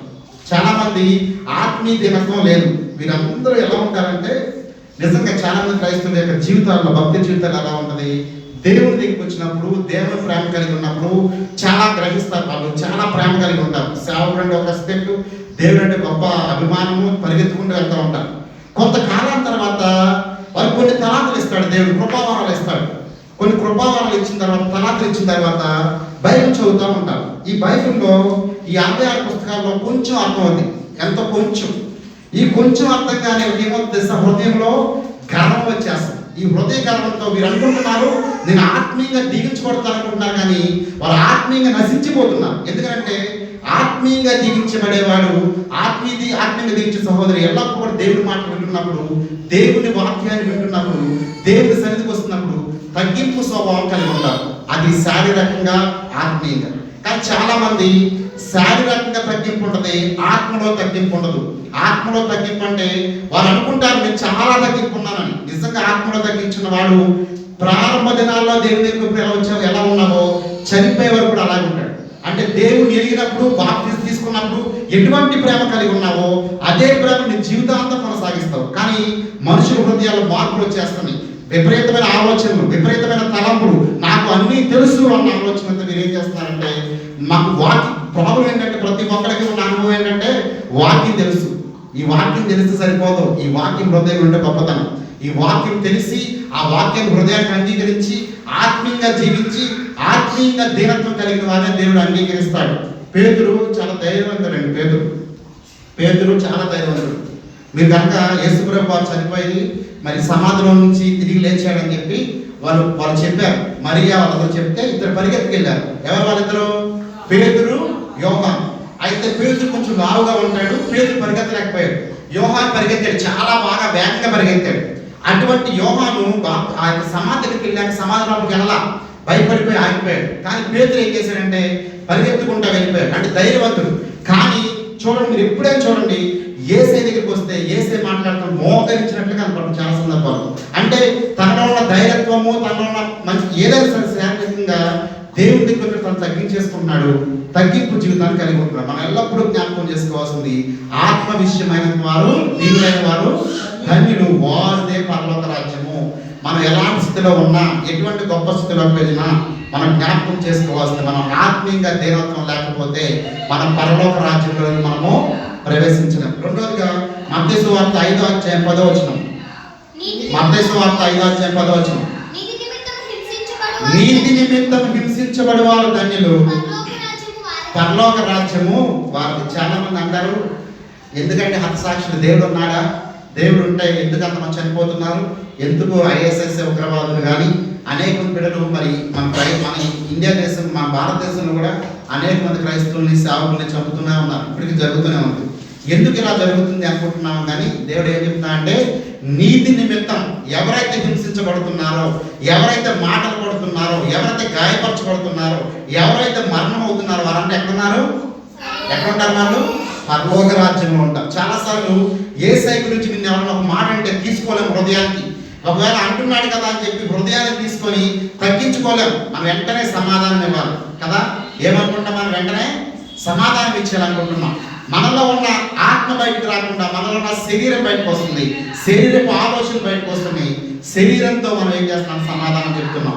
కానీ నీవు దేవుని నిమిత్తం, నీ భర్త, నీ భార్య, నీ బిడ్డలు, లోకము ఎవరైనా సరే ఒక మాట అంటే హింసించబడుతున్నావు, నువ్వు ఏం చేయాలి తెలుసా? దేవునికి ఏం చేయాలి?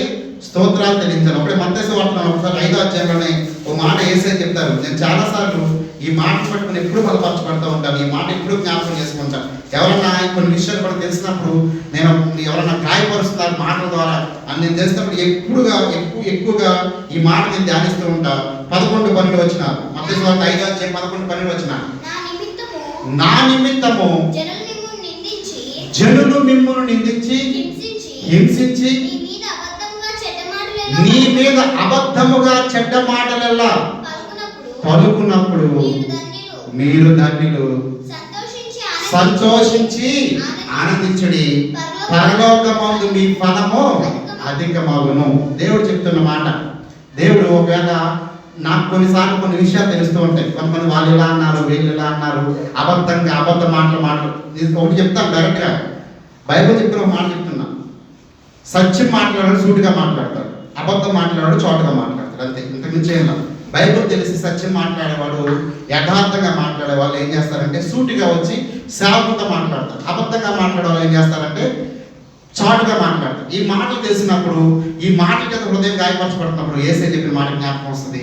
నీతి నిమిత్తం, నా నిమిత్తం మీరు కనుక నిందల పాలు అవుతున్నారా, అపహాస్య పాటలు మాట్లాడుతున్నారా, మిమ్మల్ని అబద్ధ మాటలు మాట్లాడుతున్నారా, మీరు ధన్యులు, పరలోకమందు మీ ఫలము అధికము. దేవుడు మీ రోజు మనతో మాట్లాడుతున్న మాట, మనతో చెప్తున్న మాట, మన ఫలం అధికమవుతుందంట. మనం ఒక నీతి నిమిత్తం హింసించబడుతుంటే. కాబట్టి దేవుడు మనతో, మనం ఎవరు పరలోకంలో చేర్చబడతామంటే ఎవరైతే నీతి నిమిత్తం హింసించబడుతున్నారో, దేవుని మాటను బట్టి హింసించబడుతున్నారో వారు పరలోక రాజ్యానికి వెళ్తారు. తొందరగా చూద్దాం. మత్తయి సువార్త 5వ అధ్యాయం 20వ వచనం ఒకసారి చూద్దాం. ఎవరు పరలోక రాజ్యం విషయంలో అతను చూస్తున్నారు? శాస్త్ర నీతి కంటేను పరిసయ్యుల నీతి కంటేను, శాస్త్రుల నీతి కంటేను పరిసయ్యుల నీతి కంటేను మీ నీతి అధికము కానియడలా, మీ నీతి అధికము కానియడలా మీరు పరలోక రాజ్యంలోనికి ప్రవేశించరు. శాస్త్రులు అండి, పరిసయ్యులు ఎంతో భక్తి కలిగి ఉంటారు, ఎంతో వాళ్ళు. మీరు కనుక చూస్తే యూదులు ధర్మశాస్త్రం ప్రకారం వారు అంతగా ఆచరించే విధంగా ఎవరు ఆచరించలేరు. మన యొక్క ప్రపంచం మొత్తం మీద కూడా యూదులు ఆచరించేంత భక్తి జీవితాన్ని ఎవరు చూపించలేరు. వారి తర్వాత ఇంకా చూపించేవారు ఎవరంటే ముస్లిమ్స్. వీరు రెండు జాతులు చాలా ఎక్కువగా భక్తిని చూపిస్తారు. కానీ మన దేవుడు మనతో మాట్లాడుతుంది ఏంటంటే వారి కంటే కూడా మన నీతి అధికంగా ఉన్నప్పుడే మనము పరలోక రాజ్యంలోనికి ప్రవేశిస్తాం. చాలా మంది ఏం లేదంటే ఈరోజు నీతివంతమైన జీవితం లేదు. నీతివంతమైన జీవితం లేకుండా ఎలా పడితే అలా జీవించేసి, ఎలా పడితే అలా బ్రతికేసి, వాళ్ళు అనుకుంటున్నారు నాకు వాక్యం తెలుసు, వాళ్ళు అనుకుంటున్నారు నేను దేవుని సన్నిధికి వెళ్ళాను, నేను అనుకుంటున్నారు ఉదయకాలం ప్రార్థన చేస్తాను, అనుకుంటున్నారు నేను బాప్తిజం తీసుకున్నాను, రక్షణ పొందుకున్నాను అనుకుంటున్నారు. కానీ దేవుడు అంటున్నాడంటే శాస్త్రుల నీతి కంటేను పరిసయ్యుల నీతి కంటేను మీ నీతి అధికము కాని యెడల మీరు పరలోక రాజ్యంలో ప్రవేశింపరు. ప్రియ సహోదరి, దేవుడు మనతో మాట్లాడుతున్నప్పుడు నిజంగా పరలోక రాజ్యం గురించి ఒక ఆలోచన, ఒక తలంపు నీకు ఉంటే దేవుడు మాట్లాడుతున్నాడు. వారి నీతి కంటే మన నీతి అధికంగా ఉండాలని దేవుడు మాట్లాడుతున్నాడు. 7వ అధ్యాయం 21వ వచనం, మత్తయి సువార్త 7వ అధ్యాయం 21వ వచనం. ప్రభువా అని నన్ను పిలిచి ప్రతి వాడును పరలోక రాజ్యంలో ప్రవేశింపడు. కానీ పరలోకమందున్న నా తండ్రి చిత్త ప్రకారము చేయువాడే పరలోక రాజ్యంలో ఎవరు పరలోక రాజ్యంలో ప్రవేశిస్తారు అన్న విషయాన్ని మనం చూస్తున్నాం. మనందరం వచ్చి ప్రార్థన చేసేటప్పుడు ఏమంటున్నాం? దేవుణ్ణి ప్రభువా అన్నాం, అంతేనా? ఇంకేమన్నా ప్రభువా అన్నాం. అయితే ప్రభువా అని ఎవ్వరు కూడా, అందరూ కూడా పరలోక రాజ్యంలోకి ప్రవేశింపరు. కానీ ఎవరు ప్రవేశిస్తారంట? తండ్రి చిత్తాన్ని చేయువాడు. మనందరం ఏం చేస్తాం తెలుసా? ఇక్కడేమో మందిరములో లేదా మనం కూర్చున్న ప్రార్థనలో అయ్యా నీ చిత్తం అంటాం, బయటికి వెళ్ళి ఎవరు చిత్తం చేస్తాం? మన చిత్తం చేస్తాం. ఇక్కడేమో దేవుని సన్నిధిలోనేమో అయ్యా మొత్తం నీ చిత్తం దేవా, నువ్వు కాపాడావు, భద్రతనిచ్చావు దేవా, స్తోత్రాలు అంటాం. బయటికి వెళ్ళిన తర్వాత మనకంటూ కొన్ని ఆలోచనలు, మనకంటూ కొన్ని గుళ్ళు కలిగి ఉంటాం. వాటి ప్రకారం ముందుకు వెళ్ళిపోదామని ఆలోచిస్తూ ఉంటాం. అది దేవుడు మాట్లాడుతున్నాడు. ప్రభువా అని పిలిచేవాడు ప్రతి వాడు పరలోక రాజ్యానికి వెళ్ళడు, కానీ తండ్రి చిత్త ప్రకారం చేసేవాడే పరలోక రాజ్యంలోనికి ప్రవేశిస్తాడు. ఇప్పుడు మనం ఎవరి చిత్త ప్రకారం జీవిస్తున్నాం? నీ జీవితం ఎవరి చిత్త ప్రకారం ఉంది? దేవుడి చిత్త ప్రకారం మన జీవితం ఉన్నదా? లేదు, మన చిత్త ప్రకారం ఉన్నదా? మన ఆలోచన ప్రకారము, మన తలాంపుల ప్రకారం మనం ఉంటున్నామా? ఒక్కసారి పరిశీలన చేసుకుంటూ దేవుని వైపు చూసినప్పుడు దేవుని కార్యాలు మనం దేవుని యొక్క రాజ్యంలో మనం ప్రవేశిస్తాం. కాబట్టి ఒక్కసారి దేవుడు మనతో మాట్లాడుతున్నప్పుడు నీవు ఎవరి చిత్త ప్రకారం జీవిస్తున్నావు? నీ సొంత ఆలోచనలు, సొంత తలంపులు కలిగి నీ హృదయం ఏదో ఆలోచన వచ్చేసి అది అనుకుంటున్నావు నువ్వు. నేను దేవుని యొక్క ఆలోచన ఏ రోజు దాని ప్రార్థన చేయం. నీ భవిష్యత్తు గురించి ఒక ప్రార్థన లేదు, నీ యొక్క వ్యక్తిగత జీవితం గురించి ఒక ప్రార్థన లేదు, దేవుని అడగడం వల్ల అస్సలు ప్రణాళికే లేదు. కానీ మనం ప్రతి మనం అనుకుంటాం దేవుని చిత్త ప్రకారం నేను జీవిస్తున్నాను. ప్రభువా అని అనిపించేవాడు ప్రతి వాడు కూడా పరలోక రాజ్యంలోనికి వెళ్ళడు. ఎవరైతే ఆయన చిత్త ప్రకారం చేస్తారో వారు మాత్రమే పరలోక రాజ్యానికి ప్రవేశిస్తారు. చివరిగా మత్తయి సువార్త 18వ అధ్యాయం 3వ వచనం, మత్తయి సువార్త 18వ అధ్యాయం 3వ వచనం. మీరు ఆ. మార్పు నుండి బిడ్డల వంటి ఇప్పుడు వారైతే ఇప్పుడు చదువుకుని ఇంకా మనం అసలు ప్రశ్న ఇప్పుడు మొదటి వాక్యంలోకి వస్తున్నాం. మీరు ఈ బిడ్డల వలె మార్పు నుండి బిడ్డల వంటి వారైతేనే ఆ. కానీ పరలోక రాజ్యములో ప్రవేశింపరని మీకు నిశ్చయంగా పరలోక రాజ్యంలో ఎవరు ప్రవేశిస్తారంటే, అందుకే యేసయ్య అన్నాడు చిన్న బిడ్డలదే పరలోక రాజ్యం. అంటే మనం అనుకుంటున్నాము చిన్న బిడ్డలు ఒక్కలే పరలోక రాజ్యంలోకి వెళ్తారు అనుకుంటున్నాం. కాదు, చిన్న బిడ్డల్లో లాంటి మనసు కలిగిన వారు పరలోక రాజ్యంలోకి వెళ్తారు. మనందరం పెద్దవారం కదా, మన హృదయాలు ఏముంటాయి? చాలా మంది హృదయాలు ఏముంటాయి? అసూయ, ద్వేషము, ఇంకా శరీర కార్యాలు చెప్పండి, కోపము, క్రోధము, ఇవన్నీ ఉంటాయి. ఆ పిల్లవాళ్ళు ఏముంటాయి? ఆ పిల్లవాళ్ళు ఏమని ఉంటాయా? మహా అయితే అడుగుతాడు, ఆడుకుంటాడు. ఏమంటాయా? ఏమన్నా. దేవుడు ఏమంటాడంటే, ఇక్కడున్న మనందరము ఆ పిల్లవాడి హృదయం లాగా ఉంటే అప్పుడు పరలోక రాజ్యానికి వెళ్తాం. అంటే నువ్వు దేవుని సన్నిధికి వచ్చిన తర్వాత నీలో ఉన్న ప్రతి శరీర కార్యాన్ని విడిచిపెట్టి నువ్వు ఆత్మ ఫలాలతో నింపబడి ఏమీ తెలియని నిష్కపటమైన జీవితాన్ని ఎవరు జీవిస్తారో వారు మాత్రమే పరలోక రాజ్యానికి వెళతారు. నీలో అంత కపటము, నీలో అంత కుళ్ళు, అసూయ, ద్వేషము కలిగి ఎంతో చెడ్డ అనుభవం కలిగి నువ్వు అనుకుంటున్నావు నాకు వాక్యం తెలుసు అని. దయచేసి సహోదరుడు దేవుడు రిపీట్ చేస్తాడు. నువ్వు అనుకుంటున్నావేమో సహోదరి, నువ్వు పరలోక రాజ్యంలో ప్రవేశిస్తాను దేవుడు ఎక్కడ చెప్పడం. మీరు బాప్తిజం తీసుకుంటే పరలోక రాజ్యానికి వచ్చేస్తారు. మీరు దశమ భాగాలు ఇస్తే పరలోక రాజ్యానికి వస్తారు. మీరు నా కోసము పరిగెత్తుకొని వెళ్తే పరలోక రాజ్యానికి వస్తారని దేవుడు చెప్పలేదు. కానీ మీరు బిడ్డల వంటి వారైతే పరలోక రాజ్యానికి వస్తారంటున్నాను. ఒకసారి మనం జ్ఞాపకం చేసుకున్నాం. ఈ రోజు వరకు నీ యొక్క ఆలోచన తలంపులు ఎలా ఉన్నా దేవుడు సూటిగా మాట్లాడుతున్నారు, స్పష్టంగా మాట్లాడుతున్నారు.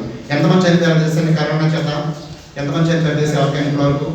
నేను ఈ రోజు న్యూస్ చూడలేదు, అందులో లిస్టు ఈ రోజు అయితే చూడలేదు. ఎంతమంది చనిపోయారు తెలుసు? దాదాపు ఎంతమంది చనిపోయారు? 3.5 లక్షల మంది చనిపోయారు. మొత్తం మన ప్రపంచం అంతా కలిపి 3.5 లక్షల మంది. దాదాపు 60 లక్షల పైబడి పాజిటివ్ కేసులు వచ్చింది. మాకు చాలా మంది ఒకసారి మేము ప్రార్థన పెట్టి మార్చి 22 తర్వాత 23న ఒక సహోదరు ఇట్లా ప్రార్థన పెట్టాను. ఆ రోజు ఉపవాస ప్రార్థన చివరి రోజు. ఇట్లా నేను ఆ రోజు వాక్యం ద్వారా మాట్లాడితే అమ్మ జాగ్రత్త ఉన్నా అంటే ఎవరు ఏముందని మన దాకా వస్తా అన్న. ఇప్పుడు ఎక్కడ దాకా వచ్చింది? మీరు కనుక ఆరోగ్య సేతు యాప్ ఉంటే ఆరోగ్య సేతు యాప్ ఇన్స్టాల్ చేసుకొని చూస్తే ఎన్ని కిలోమీటర్ల సరౌండింగ్లో ఉంటుందో చూపించేస్తుంది. ఇప్పుడు ప్రజెంట్ 5 కిలోమీటర్ల సరౌండింగ్లో ఉంది. ఎక్కడ చైనా, ఎక్కడ హైదరాబాద్ అంటే కాదు, మారుమూల ప్రాంతాలకి చాలా చోట్లకి వచ్చేసింది. అంటే మనం అనుకుంటున్నాం మనకున్న ఆరోగ్యము దేవుని రాజ్యాన్ని, లేకపోతే మనకున్న ఆరోగ్యము మనకి శాశ్వతమైన ఆయుష్నివ్వదు, మనకున్న ఆస్తులు మనకి శాశ్వతమైన ఆయుష్నివ్వవు, మనకున్న స్థితిగతులు శాశ్వతమైన ఆయుష్నివ్వవు. దేవుని కృప ఉండాలి. కృప ఉన్న వారు మాత్రమే ఆయుష్ను కలిగి ఉంటారు. అందుకని అంటాడు, సంవత్సరమైన నా దయాకిరీటాన్ని ధరింపజేసి ఉన్నామని కీర్తనకారుడు అంటాడు. ఆ యొక్క దయాకిరీటం పొందుకున్నామంటే ఒక సంవత్సరం మనము మరి దేవుని యొక్క సన్నిధిలో మన నిజంగా ఒక జన్మదినం జరుపుకుంటున్నామంటే మనం అనుకుంటున్నాం మన యొక్క తలాంతులు కాదండి, కేవలం దేవుని యొక్క దయచేత మాత్రమే.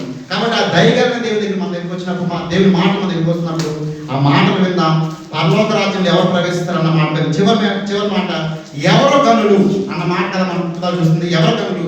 యేసయ్య చెప్పాడు ఒకసారి మత్తయి సువార్త 5వ అధ్యాయం 4వ వచనం. సారీ, 8వ అధ్యాయం 4వ వచనం, 18వ అధ్యాయం 4వ వచనం. ఈ బిడ్డ వలె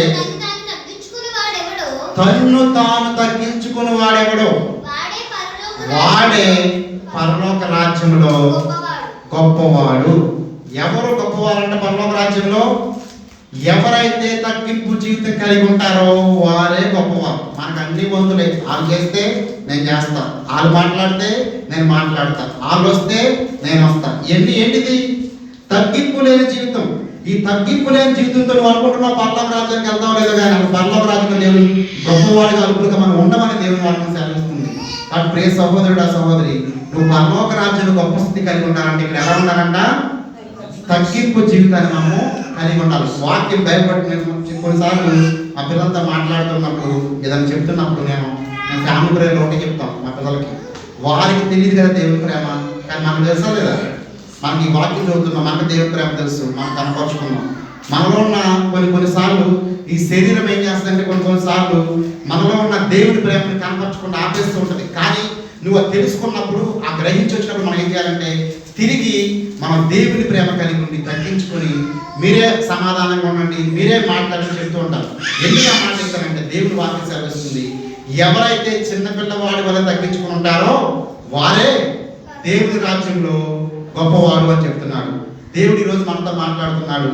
పరలోక రాజ్యంలో ఎవరు గొప్పవారు అంటే చివరిగా దేవుడు ఒకటే మాట సూటిగా, ఈ లోకంలో తగ్గింపు జీవితం ఎవరైతే కలిగి ఉంటారో, ఎటువంటి అహము లేకుండా, ఎటువంటి గొప్పతనాన్ని ప్రదర్శించకుండా, తనకున్న తలాంతులు బట్టి కానీ, ఆస్తులు బట్టి కానీ, అంతస్తులు బట్టి కానీ ఎటువంటి గొప్ప స్థితికి వెళ్లకుండా ఎప్పుడు కూడా తగ్గింపు జీవితాన్ని కలిగి ఉంటాడో, అందుకే అంటాడు మరి ఎఫెసీ పత్రికతో ప్రకటన అన్నాడు, మీ మొదటి ప్రేమ మీరు ఏమంటారు, మొదటి ప్రేమ మీరు వదిలిపెట్టేవారు, విడిచిపెట్టేశారు. స్టార్టింగ్ లో దేవుడు చెప్పాలి ఆ ప్రేమ, దేవుడు అనుకుంటాడు సూపర్ సంఘం అనుకుంటాడు. కానీ ఎఫెసీ సంగతి ఏమన్నాడు తెలుసా, మీ మొదటి ప్రేమ మీరు ఓడిపోయారు. చాలా మంది దేవుడి దగ్గర వచ్చినప్పుడు ఉన్నంత ఆశ, సంఘానికి వచ్చినప్పుడు ఉన్నంత ఆ గురికి పరిగెత్తుకునే స్వభావం మొత్తం పోతుంది కొన్ని సంవత్సరాలకి. కానీ దేవుడు ఏమన్నాడంటే, పిల్లవాడి వల్ల తను ఎవరైతే తగ్గించుకుంటాడో వారు పరలోక రాజ్యంలో గొప్పవారు అంటున్నాడు. కాబట్టి అటువంటి జీవితాన్ని మనం కలిగి ఉందాం. అందరూ కళ్ళు మూసుకుందాం, ప్రార్థన చేద్దాం. ఈ సమయంలో ఎన్న మాటలను బట్టి మనం పరిశీలన చేసుకుంటూ, ఒకవేళ ఇప్పటిదాకా మనము దేవుని రాజ్యం పట్ల, పరలోక రాజ్యం గురించి నీకు ఎటువంటి ఆలోచన కానీ తలంపులు నీకు లేవేమో, ఈ లోకంలో వాటి వైపే నువ్వు చూస్తున్నావేమో, దేవుడు మాట్లాడుతున్నాడు. యేసయ్య ఈ లోకానికి వచ్చిందే పరలోక రాజ్యము సమీపించబోతుందని ప్రకటించడానికి వచ్చాడు. అలాగే శిష్యులకు ఆయన చెప్పాడు, పరలోక రాజ్యం గురించి మీరు ప్రకటించండి. అలాగే అదే మాట మత్తయి సువార్త 28:19 అంటాడు, మీరు వెళ్ళి సమస్త జనులను శిష్యులుగా చేయమని. అంటే ఆయన శిష్యులు, మనందరం కూడా ఆయన శిష్యులు వేరు. మనందరితో కూడా దేవుడు మాట్లాడుతున్నాడు, పరలోక రాజ్యము సమీపిస్తుంది. ప్రియ సహోదరుడా, సహోదరి, ఈ మాటలు వింటున్న మీరు ఎవరైనా సరే, మీకున్న పరిస్థితిని బట్టి మీరు కృంగిపోతూ, మీరు దేవుని యొక్క రాజ్యం గురించి కానీ దేవుని బట్టి కానీ ఒక ఆలోచన మీకు ఏమీ లేదేమో, కేవలం ఇక్కడున్న పరిస్థితిని బట్టి నీ వైపు నీ ఆలోచనలు, తలంపులు తిరుగుతున్నాయేమో, ఒక క్రైస్తవునిగా నువ్వు ఎలా ఉన్నావు నువ్వు పరిశీలన చేసుకో. మూడోది, ఒకవేళ నీ హృదయం ఇప్పటిదాకా అసలు పరలోక రాజ్యం లేదు అన్న ఆలోచన నుండి ఉన్నదేమో, దేవుడు లేడు అని నువ్వు అనుకుంటున్నావేమో, దేవుడు ఒకటే ఒక మాట అంటున్నాడు, స్పష్టంగా మాట్లాడుతున్నాడు, బుద్ధిహీనులు తమ హృదయంలో దేవుడు లేడు అనుకుంటాడు అంటున్నాడు. యేసు ప్రభు వారు చెప్తున్న మాట. మనలో ఎటువంటి అనుభవం ఉంది? అయితే మనం పరలోక రాజ్యంలోకి ఎవరు ప్రవేశిస్తాం? దేవుని రాజ్యంలోకి ఎవరు ప్రవేశిస్తాం? ఇక్కడున్న తలాంతులు తీసుకెళ్ళవు, ఇక్కడున్న ఆస్తులు తీసుకెళ్ళవు, ఇక్కడ గొప్పతనము తీసుకెళ్ళదు దేవుని రాజ్యానికి. ఆత్మ విషయం దీనత్వం కలిగి ఉంటారో వారు మాత్రమే పరలోక రాజ్యంలో ప్రవేశిస్తారని సాక్షాత్తు యేసు ప్రభు వారు చెప్తున్నారు. ఒకసారి మన యొక్క ఆత్మీయతలో మన దీనత్వం ఎటువంటి ఉంది, ఆత్మీయంగా నువ్వు హెచ్చెచ్చుగా ఎక్కువ గొప్పగా ఆలోచిస్తున్నావని ఒకసారి నువ్వు పరిశీలన చేసుకో. రెండవదిగా, నీతి నిమిత్తం హింసించబడేవారు పరలోక రాజ్యంలోకి వెళ్తారు. చిన్న బిడ్డల వలె కపటం లేని వారు పరలోక రాజ్యానికి వెళ్తారు. దేవుని చిత్త ప్రకారము జీవించేవారు పరలోక రాజ్యానికి వెళ్తారు. మరి ఈ చెప్పండి మాటలన్నీ నీలో ఉన్నాయా? ఇటువంటి అనుభవాలు నీలో ఉన్నాయా? ఒకసారి పరిశీలన చేసుకో. చివరిగా అంటున్నాడు, ఎవరు గొప్పవారంటే చిన్న బిడ్డల వలె ఎవరైతే తమ తాము తగ్గించుకుంటారో వారు మాత్రమే పరలోక రాజ్యంలో గొప్పవారు. నీకు ఒక ఆశ, ఒక తృప్తి, ఒక ఆలోచన ఉన్నదా? దేవుని యొక్క రాజ్యంలోకి వెళ్ళాలి, నేను కూడా గనుడిగా ఎంచబడాలని. ఒకసారి దేవుడు మనతో మాట్లాడుతున్నాడు. ఇప్పటిదాకా నీకున్న ఆలోచన ద్వారా దయచేసి తీసివేయి. ఈ యొక్క కష్టాలు, ఈ యొక్క సమస్యలు తాత్కాలికం మాత్రమే. ఆ గొప్ప కలిగిన దేవుని మాట ప్రకారం నువ్వు జీవిస్తే ఆయన నీ కుటుంబంలో సంతోషం ఇస్తాడు, నీ కుటుంబంలో సమాధానం ఇస్తాడు, నీ కుటుంబంలో ఆరోగ్యం ఇస్తాడు ఆయన. అయితే మన గురి, మన ఆలోచన, తలంపు అన్నీ కూడా పరలోక రాజ్యం వైపు మనం చూసేవారు ఉంటాం. ఆయన యొక్క రాజ్యంలో నా పరిస్థితి ఎలా ఉంటుంది, ఒకవేళ చనిపోతే ఎక్కడికి వెళ్తాను, మన తలంపు కలిగి ఉండాలన్నదే దేవుని ఉద్దేశం. అందుకని పరలోక రాజ్యం సమీపించున్నది అని ఆయన ప్రకటించడం మొదలుపెట్టాడు.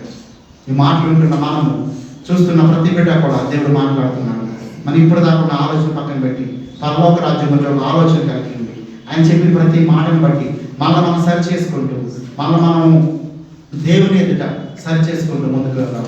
చిన్నగా క్లుప్తంగా ముగింపు ప్రార్థన, అలాగే వాక్యాన్ని బట్టి మరి ఫాస్టర్ గారు ముందుకు వచ్చి ప్రార్థన చేస్తుండగా అందరూ ఏకీవిద్దామని లేచి నిలబడదాం. మరి ముగింపు ప్రార్థన చేసుకుందాం.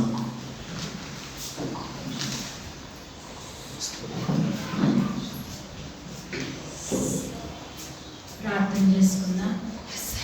ఇంతవరకు దేవుని యొక్క వర్తమానాన్ని మనందరం కూడా విన్నాం. నీ నిజంగా ఈ లోకంలో మనిషికి మనం ఏమి కలిగి ఉన్నా కూడా పరలోక రాజ్యం సంపాదించుకున్నాను అనే నిరీక్షణ కలిగి జీవించాలని దేవుడు మాట్లాడుతున్నారు. ఈ లోకంలో అద్భుతాలు, ఆస్తులు, అంతస్తులు ఇవన్నీ మన ప్రాణం ఉన్నంత వరకే. మనసు ఒక్కసారి మన ప్రాణం నుంచి వెళ్ళిపోతే ఇవన్నీ మన సొంతం కాదు, అవన్నీ వదిలేసి వెళ్ళిపోవలసినది. నీతో వచ్చేది ఏదైనా ఉన్నదంటే మనం దేవుడు మనకు అనుగ్రహించిన పరలోక రాజ్యం, ఆయన సన్నిధిలో కూర్చునే గొప్ప భాగ్యం. కాబట్టి ఆ రాజ్యము గురించి చింత నీకున్నదా అని ఒకసారి పరిశీలన చేసుకున్నాం. దేవుని ఉగ్రత ఈ క్షణంలోనే దిగితే, దేవుని ఉగ్రత నీవున్న స్థలములోనే ఈ క్షణంలోనే దిగితే నీవు ధైర్యముగా చెప్పగలుగుతున్నావా, నేను పరలోక రాజ్యంలో నా తండ్రి చెంతను నేను కూర్చుంటాను అనే ధైర్యం నీకున్నదా? ఒకవేళ లేనిచో ఈ గడియ నీకు అవకాశం ఇస్తున్నాడు దేవుడు, ఈ క్షణము ఒక అవకాశం ఇస్తున్నాడు దేవుడు. ఎందాక శరీర కార్యాలు మన హృదయంలో పెట్టుకొని ప్రభా ప్రభా అని పిలుస్తాం. ప్రభా ప్రభా అని పిలిచివాడు పరలోక రాజ్యంలో చేరడని డైరెక్ట్ స్టేట్మెంట్ దేవాది దేవుడు ఇచ్చాడు. ఎవరైతే తండ్రి చిత్తాన్ని నెరవేరుస్తారో, తండ్రి ఇష్ట ప్రకారంగా మనం జీవిస్తామో, ఆ తండ్రి చెప్పే ఇష్టం ఎలా ఉంటదంటే కొన్నిసార్లు కఠినంగా ఉంటది. కఠినమైన ఉపవాసాలు ఉండాలని చెప్తాడు, కఠినంగా ఆజ్ఞలను పాటించాలని చెప్తాడు.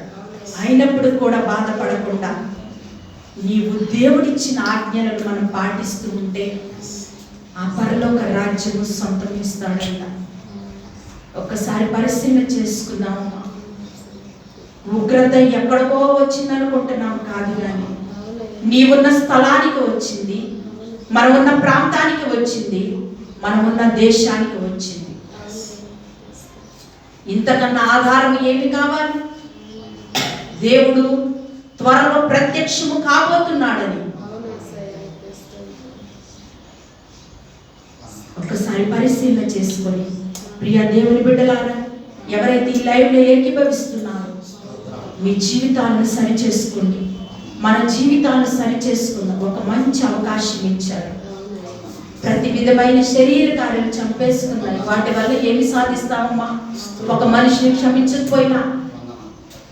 మత్తయి సువార్తలో దేవుడు చెప్తున్నాడు, నా నిమిత్తము జనులు మిమ్మల్ని హింసించిన, నిందించిన, అబద్ధముగా చెడ్డ మాటలలో పలికినా మీరు ధన్యులు అంటున్నారు. ఓ దేవా స్తోత్రం. నీ మీద అబద్ధపు చెడ్డ మాటలు పలుకుతున్నారా? చాటు మాటలు మాట్లాడుచున్నారా? నిందలేస్తున్నారా? అవమానాలు వేస్తున్నా? వాటిని చూసి నువ్వు దిగులు పడితే మనం ముందుకు వెళ్ళలేము. వారిని క్షమించుకుంటూ దేవుని ప్రేమను చూపిస్తూ నువ్వు ముందుకెళితే నీ ఫలం అంట పరలోకంలో అధికమైంది. నువ్వు నిందలకి గొప్ప ఫలం ఇస్తాడు, గొప్ప ఆశీర్వాదం ఇస్తాడు. కాబట్టి జ్ఞాపకం చేసుకొని వాక్యాన్ని హృదయానికి హత్తుకుందాం. చెవుల్లో నుండి విడిచిపెట్టి మందిరంలోనే దొరుకుకొని వెళ్ళటం కాదు, హత్తుకుందాం. మహాపరిశుద్ధుడు, ఆ ప్రేమ కలిగిన మా తండ్రి, ఈ దినాన ప్రభువా పరలోక రాజ్యం గురించి మరొకసారి మమ్మల్ని హెచ్చరించినందుకు వందనాలు. నిజమే ప్రభువా, మేము మా ఆత్మీయ జీవితంలో నీతిమంతులు అనుకుంటాము తండ్రి, గొప్పవారం అనుకుంటాము తండ్రి. ఈ స్తోత్రములు యేసయ్య మంచివారు అనుకుంటాం, కానీ నీ వాక్యము సెలవిస్తున్నది ఆత్మ విషయమై దీనులైన వారే ధన్యులని చెప్తున్నారు. ఆత్మీయంగా ప్రభు పసిపిల్లలు ఏ మనసు కలిగి ఉంటారో దేవా, అయ్యా కల్మషము కపటము లేని వారిగా ఉంటారో ఆ పసిపిల్లల మనసు మీరు కలిగి ఉంటేనే పరలోకం అన్నారు తండ్రి.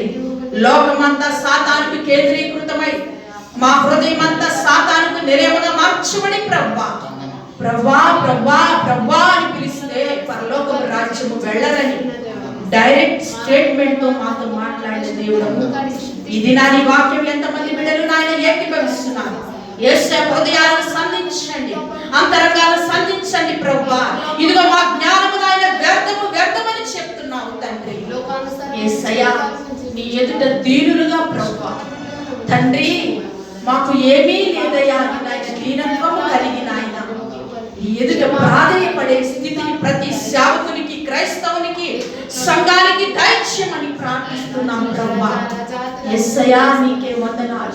యేసయ్య ప్రతి మనిషిని క్షమించే గుణాన్ని, చేరదీసే గుణాన్ని అయ్యా తండ్రి ప్రతి ఒక్కరికి దయచేయండి నాయన. ఈ దినాన్ని మేము ఒక్క మనిషిని క్షమించకుండా ఉంటే ఇదిగో నాయన ఇప్పుడే నీ ఉగ్రత వస్తే పరలోక రాజ్యంలో నువ్వు నాయన అడుగుతావు తండ్రి. ఇదిగా మనిషిని నువ్వు క్షమించావా?